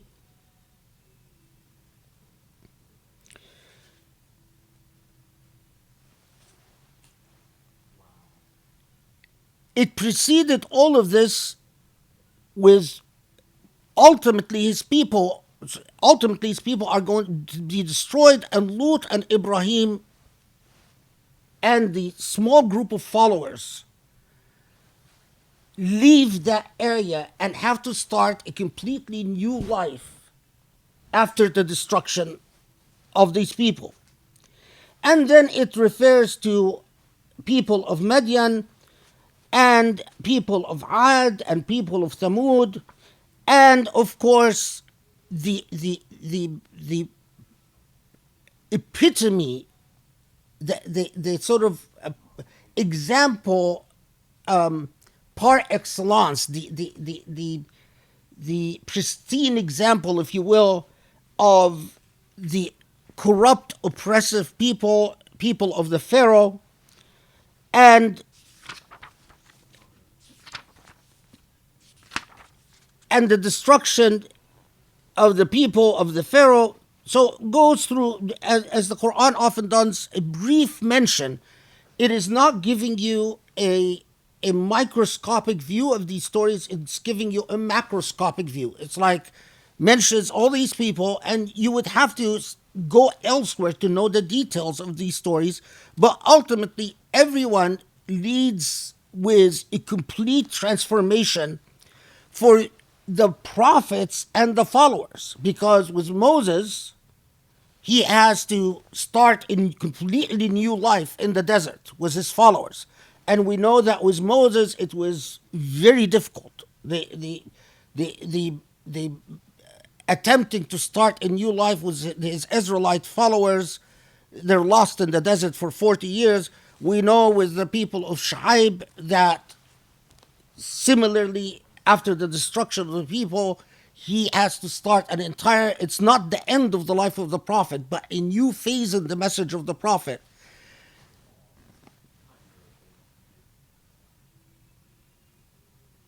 Okay. So, if you are reading all of this, and you are going to get the message that what you are going to be asked to do, you, Muhammad, and his followers, is do hijrah. And you're reading all of this, what would you think is going to happen to the people that you leave behind? If you take the example of the stories that the Quran says, you think that they're going to be destroyed. But that's not what happens. And that's what's truly remarkable, is that that's not what happens. It's not so easy for these Muslims. All these previous people didn't build a lasting civilization. They migrated, God intervened, wiped out the problem, and they had to start from beginning. But what Muslims have to do is actually much harder.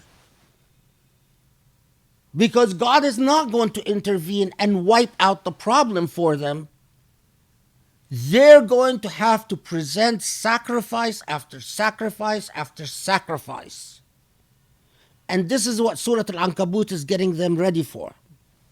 So, look then, right after it mentions these prophets and the destruction of past nations, and it even tells you in very short form, كلا فكلا أخذنا بذنبه فمنهم من أرسلنا عليه حاصبا ومنهم من أخذته الصيحة ومنهم من خسفنا به الأرض ومنهم من أغرقنا وما كان الله ليظلمهم ولكن كانوا أنفسهم يظلمون. This is 40. So in very short form, no details, it says each of these people we seized for their sins. Some of them we sent torrents of stones. Some of them we sent the cry, as-sayha. The cry means well, they debate what it means, but basically it's a form of like sonic destruction. Something was heard from the skies that destroyed these people. And some of them we caused the earth to engulf them. The earthquake and they sunk. And some of them we drowned. And some of them we sent stones upon them. In all of that, and it's like, it's as if the details don't matter. In all of them, there was divine intervention, and then the believers had to start a new life and migrate to their Lord. But in all of that, we did not wrong them. We did not wrong them. They wronged themselves. It is their lifestyle that caused their destruction.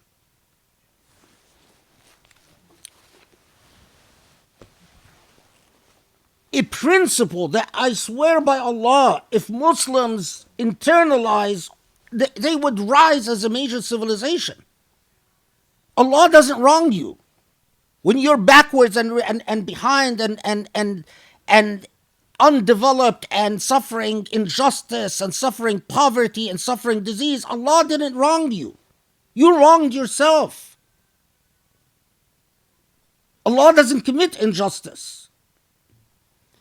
And at that point, Allah interjects the parable of the spider. مثل الذين اتخذوا من دون الله أولياء كمثل العنكبوت اتخذت بيتا وإن أوهن البيوت لبيت العنكبوت لو كانوا يعلمون. So at this point, Allah then says, you know what? Those who seek allies other than Allah are like when spiders try to find a home. And the worst homes are the homes of spiders. If you only knew. Then you pause and you reflect on this like the early Muslims reflected on this. Spider homes. Okay. Spiders are arrogant creatures. They have a very big ego.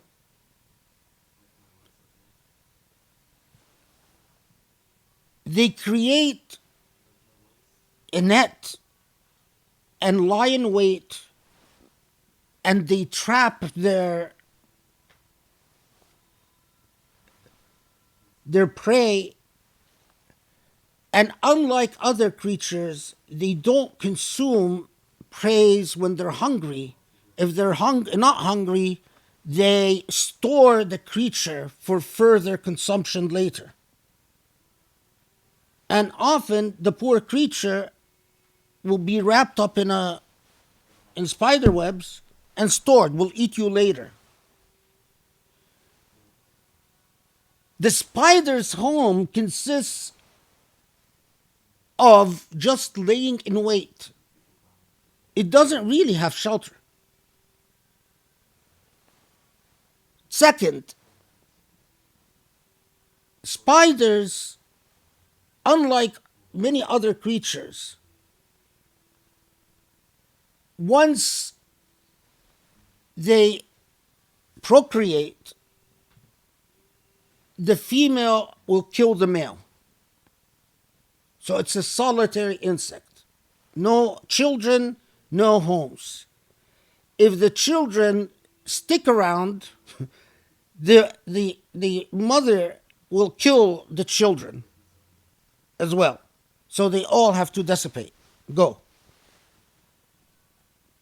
It's an arrogant insect, a lone insect, no allies, a vicious insect, no mercy. But relative to the forces of other things in existence, its nest, although the fibers are very strong, if you took the fiber and created, a human size fiber of a spider fiber, it would be extremely strong.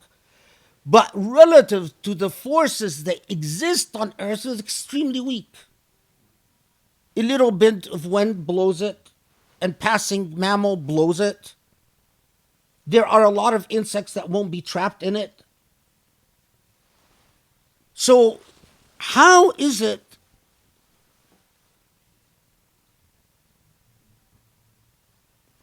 that, why is the example of the spider important here? Is it really true that without God we are like spiders with their nets, with their nets? But even more, I think that what it's telling Muslims that are going to be asked to do hijrah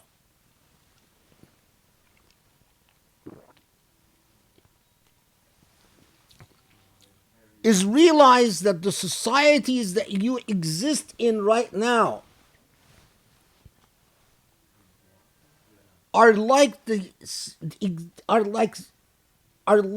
societies of a spider and its nest, or nets, spider nets. Meaning that it's all based on a mirage. It's all based on something that you think is permanent and lasting and meaningful. But if you have friendships right now, in the hereafter, you're going to be cursing each other and blaming each other. Well, no, this person made me do this. Well, this person told me it's okay. Well, this person can, I was just following this person. If you think you have financial security, but in reality, it's all up to Allah, as we'll see right in a second in Surah AlAnkabut, because it comes to that. And if Allah willed, your entire social and economic structure and the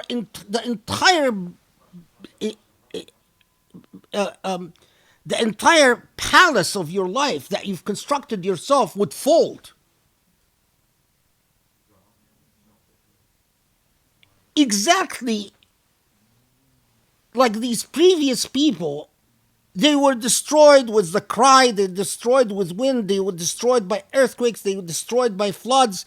They were destroyed. The fact that you are not being destroyed, that in itself is in Allah's hands, not yours. It's like the obvious point, like saying, when Allah says, the skies are held by your Lord, and if your Lord would have willed, the heavens would have come crashing down on earth. Creation itself is very fragile. It's sustained by a remarkably accurate mathematical equation. If it deviates a little bit, everything would come crashing down. The fact that we haven't had a comet or an asteroid come and exterminate us is in the hands of your Lord. But you are so arrogant that you don't want to see it. A little virus could come and exterminate you. You could swallow something, it come down the wrong pathways and choke you to death. You could be sleeping in your bed and some crazy person walking in the street decides to come in and break into your home and kill you. All of it is fragile, but you refuse to see the fragility because you're scared and you despair in the mercy of your Lord.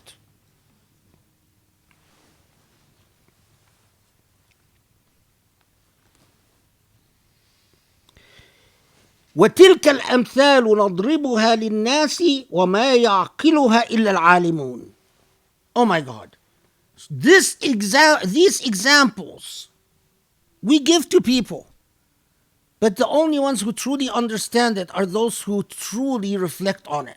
وما يعقلها إلا العالمون. Only the truly knowledgeable reason through it and understand it. So it is reason that if you reason correctly about cause and effect, you would come to this conclusion and you would surrender.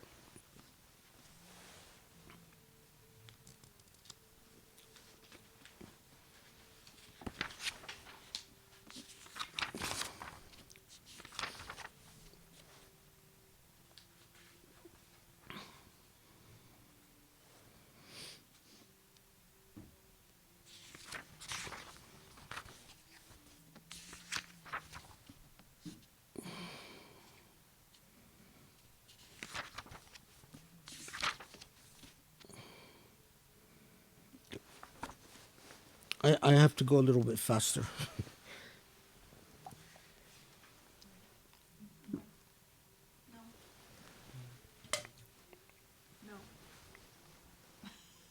I said I have to go a little bit faster, and I have like people around me go, no, no, no.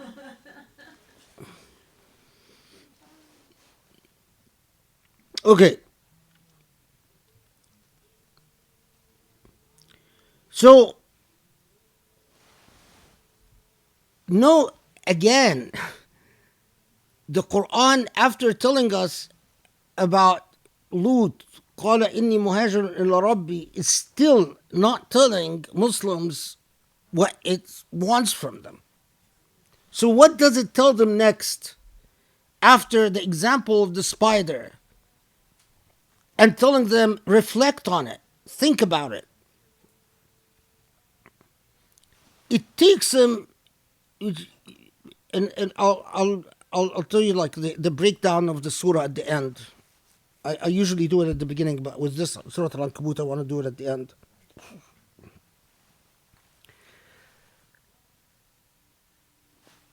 What then does it ask them to do for now? It asks them to read the Quran and persevere in their prayers. وَاتْلُ مَا أُوحِيَ إِلَيْكَ مِنَ الكِّتَابِ وَأَقِمِ الصَّلَاةَ. This is 45.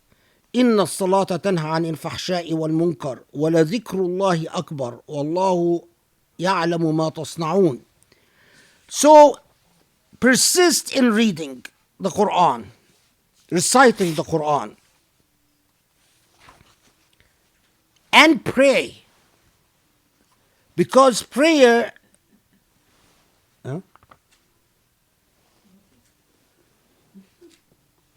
Because prayer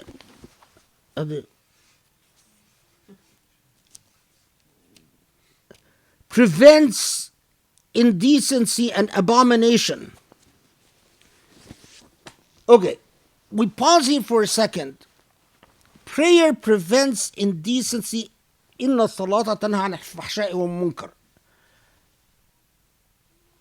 Millions of Jum'ahs around the Muslim world.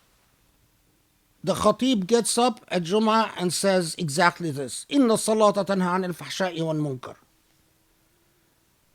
Now, it could be that they're saying this and then like a minute later they go do salah and do fahsha wa munkar.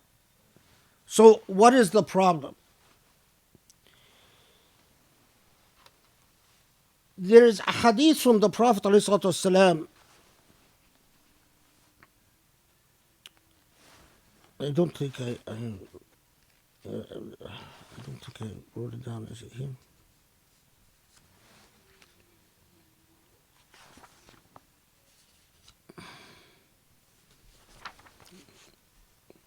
There is a hadith from the Prophet ﷺ that if your prayer does not prevent you from indecency and sin, then the prayer is invalid. Often I get the question from people, well, I'm committing sins. Should I stop prayer? Should I stop praying? And the answer is absolutely not. Because as long as you pray, there is the possibility of Allah's mercy. When you stop praying, you have despaired in Allah's mercy, and that is an unforgivable sin. Allah might forgive you for not praying, but Allah will not forgive you for despairing in Allah's mercy. But know that prayer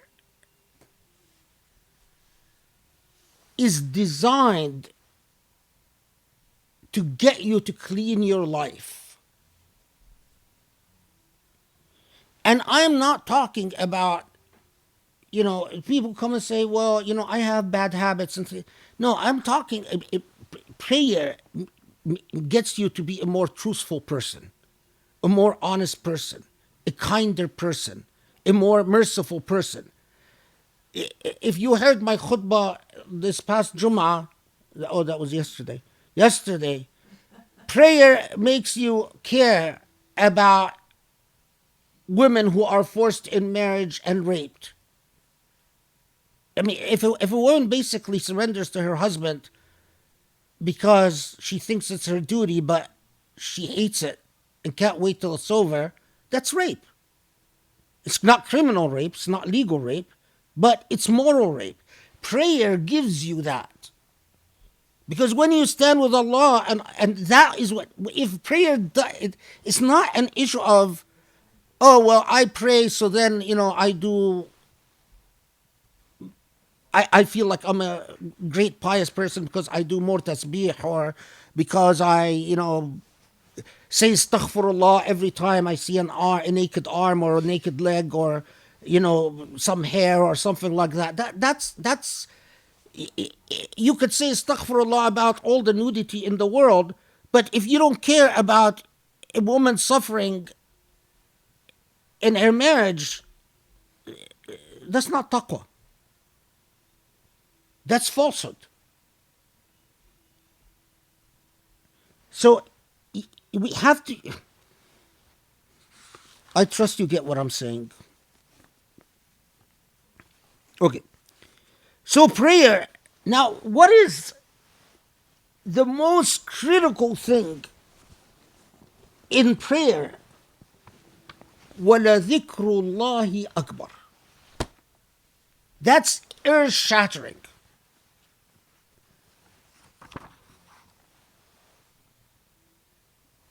The remembrance of your Lord means your supplications, your prayers, is bigger than anything else. Not just more important than anything else, but you truly believe, if you truly believe that it is God that can make all the difference, then work towards the realization that your relationship with God, and that's what dhikrullahi akbar means. It's not, so many imams in khutbah say, wala dhikrullahi akbar. But what it means is that your relationship with Allah is more important than anything else. That's what it means. It doesn't mean that we say takbir, Allahu Akbar, that's pointless. That's worthless. You could, that's actually why I don't like saying takbir, and I don't like saying Allahu Akbar, because I feel it's hypocrisy. وَلَذِكْرُ Akbar is when I know that my relationship with Allah is more important than anything else. It's not about takbirs. It's not about Allahu Akbar. It's not about cheerleading and posturing. وَلَذِكْرُ Akbar. Your relationship with Allah is more important than anything else. Which is exactly what Surah AlAnkabut is teaching you from the very beginning. But Muslims somehow have missed the point about وَلَذِكْرُ Akbar. And that's, by the way, the dhikr for this surah. There are two parts, but that's the first part. So when I was doing dhikr on the surah years ago, I spent a long time, hours, just saying, وَلَذِكْرُ Akbar, وَلَذِكْرُ Akbar, وَلَذِكْرُ Akbar. Allah, allow me to understand why is وَلَذِكْرُ Akbar placed alongside your narrative about Al-Ankabut. What is the relationship between the spider and the spider nest and وَلَذِكْرُ Akbar, and why I want to understand how it all fits. So this was about 15 years ago.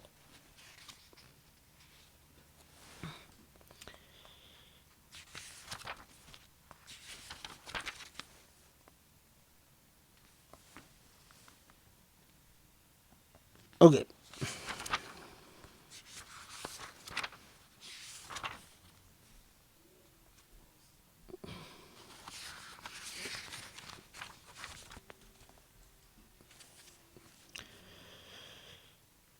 واتل ما أوحي إليك من الكتاب وأقم الصلاة إن الصلاة تنهى عن الفحشاء والمنكر ولذكر الله أكبر والله يعلم ما تصنعون.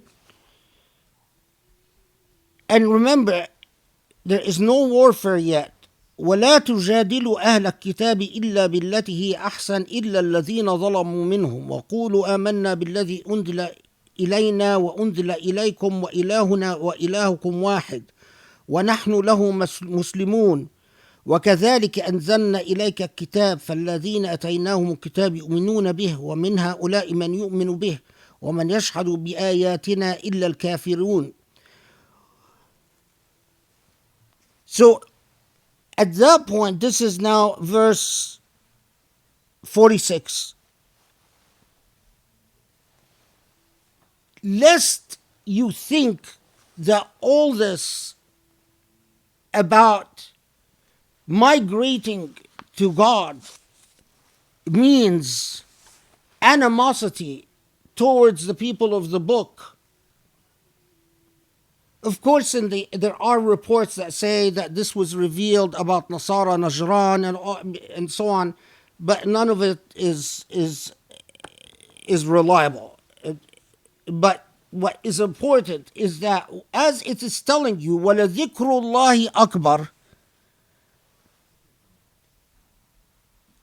when you understand وَلَذِكْرُ اللَّهِ أَكْبَرُ, that your relationship with God is the most important thing, don't think that that is an excuse to treat the people of the book badly or arrogantly.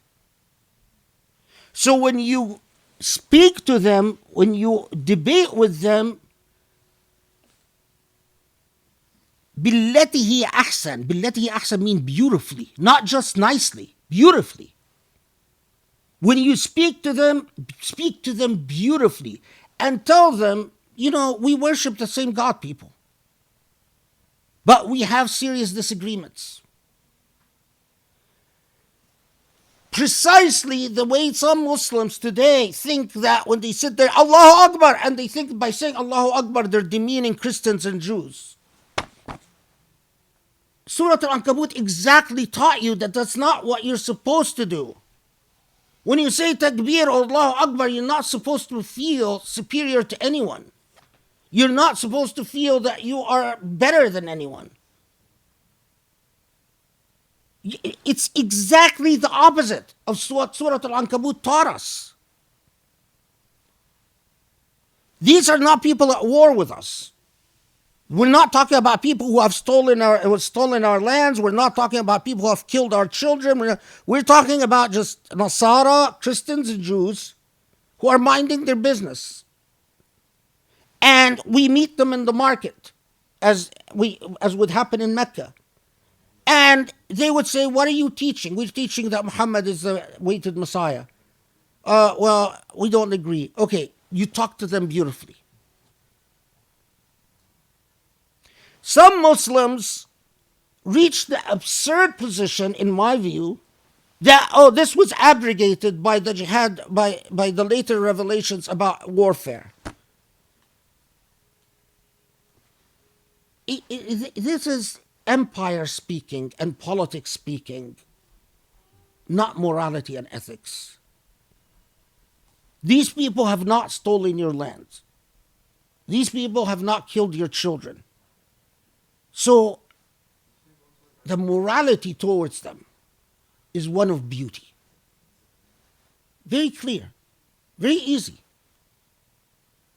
Look how beautiful and clear-headed Allah's message is. Okay.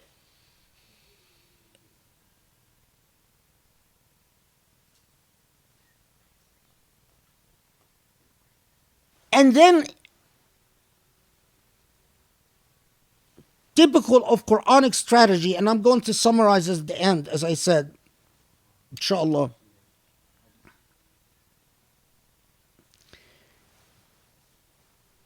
They have various excuses as to why they won't accept. They know Muhammad is truthful, but they have various excuses as to why they won't accept Muhammad's message. Allah reminds them that, listen, this is not a man who, you know that this is not a illiterate man. You know that this is not a man who used to read books. So you'd think that he knows about the story of Moses or Abraham or from reading books or writing things. You know that. You know that this is not a poet. You know that this is not a man that spent time with scholars and sages. But the main excuse that the Meccans have for not wanting to accept what Muhammad is telling them is that he's a common person. He's a normal human being. He's a human being like every other human being.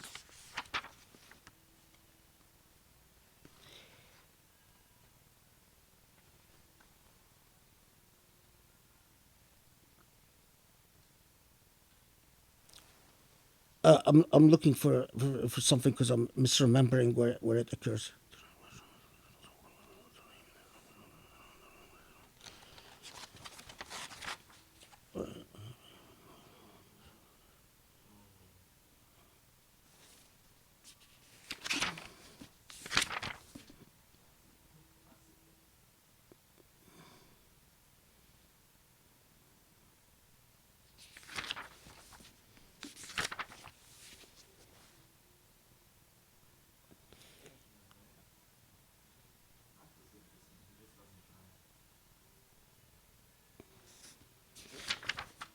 It might be, but often the Quran tells the Meccans.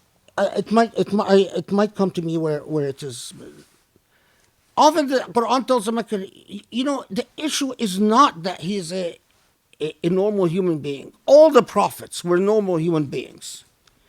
But if Allah would have sent angels to walk the streets, if Allah would have manifested something from the heaven, the problem is inside of you. You would have still rationalized it away. If you don't want to believe, you're going to rationalize anything away. In fact, in a different surah, and this is what I can't remember, Allah tells them, if Allah sends you walking in the heavens in a path to your Lord, you will still rationalize it away and say, we just dreamt it. For those who don't want to believe, they will use their rational faculties, because the illness is in the heart. It's not in the intellect. The intellect can rationalize anything away.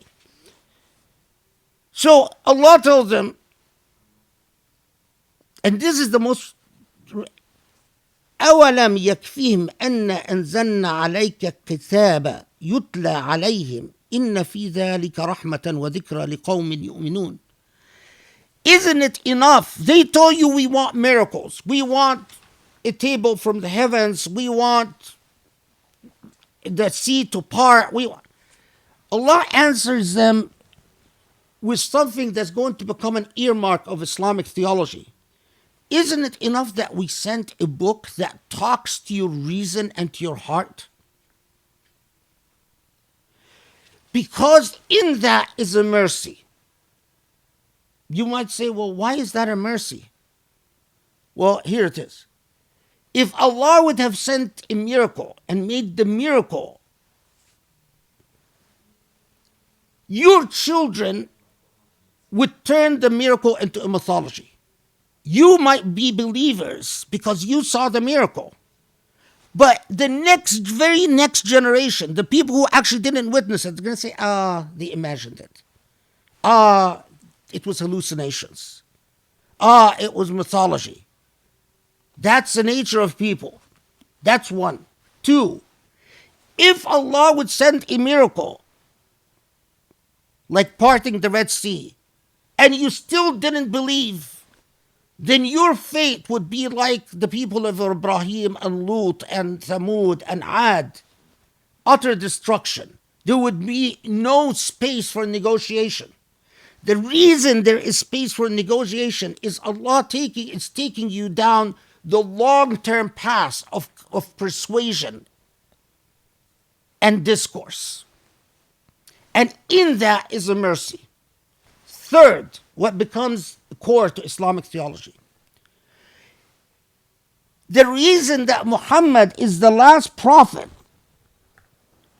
is that up to this point, Allah is sending miracles and relying on miracles.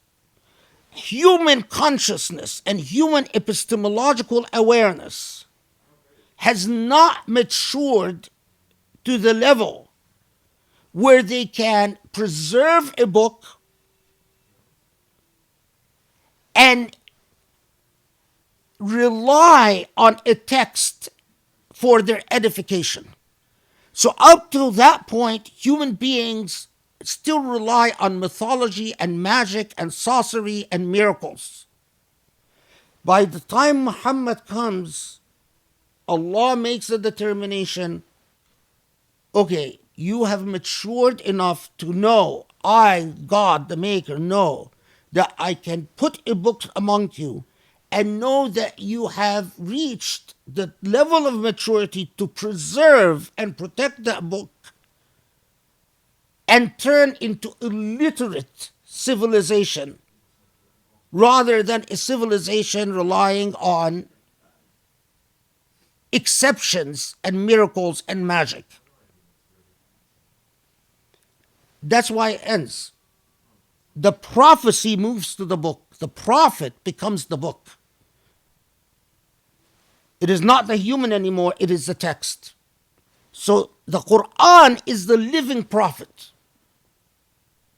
When I read the Quran, I imagine a living prophet with me. Muhammad ﷺ lives through the Quran, talks to me through the Quran.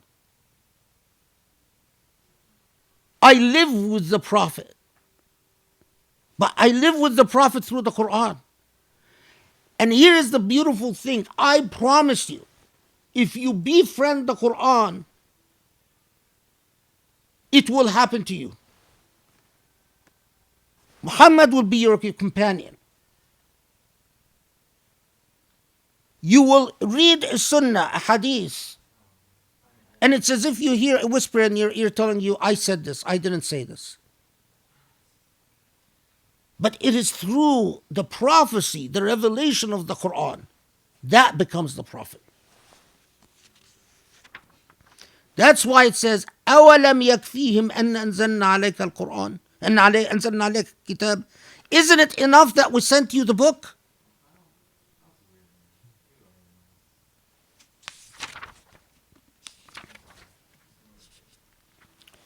Uh,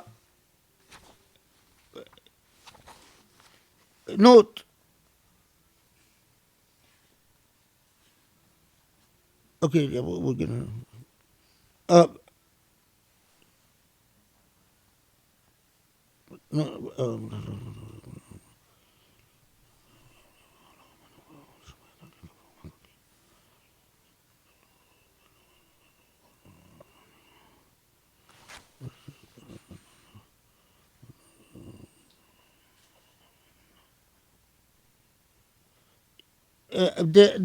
where I was telling you that the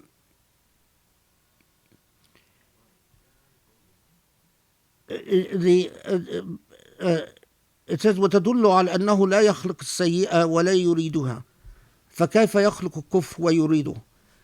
But the commentary, this is Jashami, says that he's commenting on this part, and he says that Allah does not create the sin, and Allah never wills a sin, and Allah does not create kufr, and Allah does not will kufr.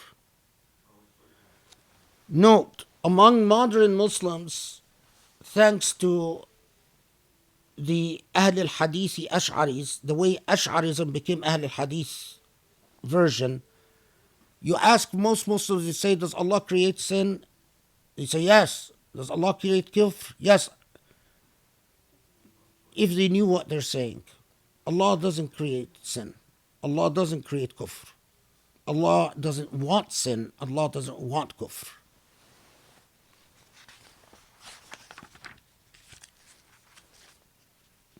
Okay. Let's stop here to pray Maghrib, and we'll continue inshallah.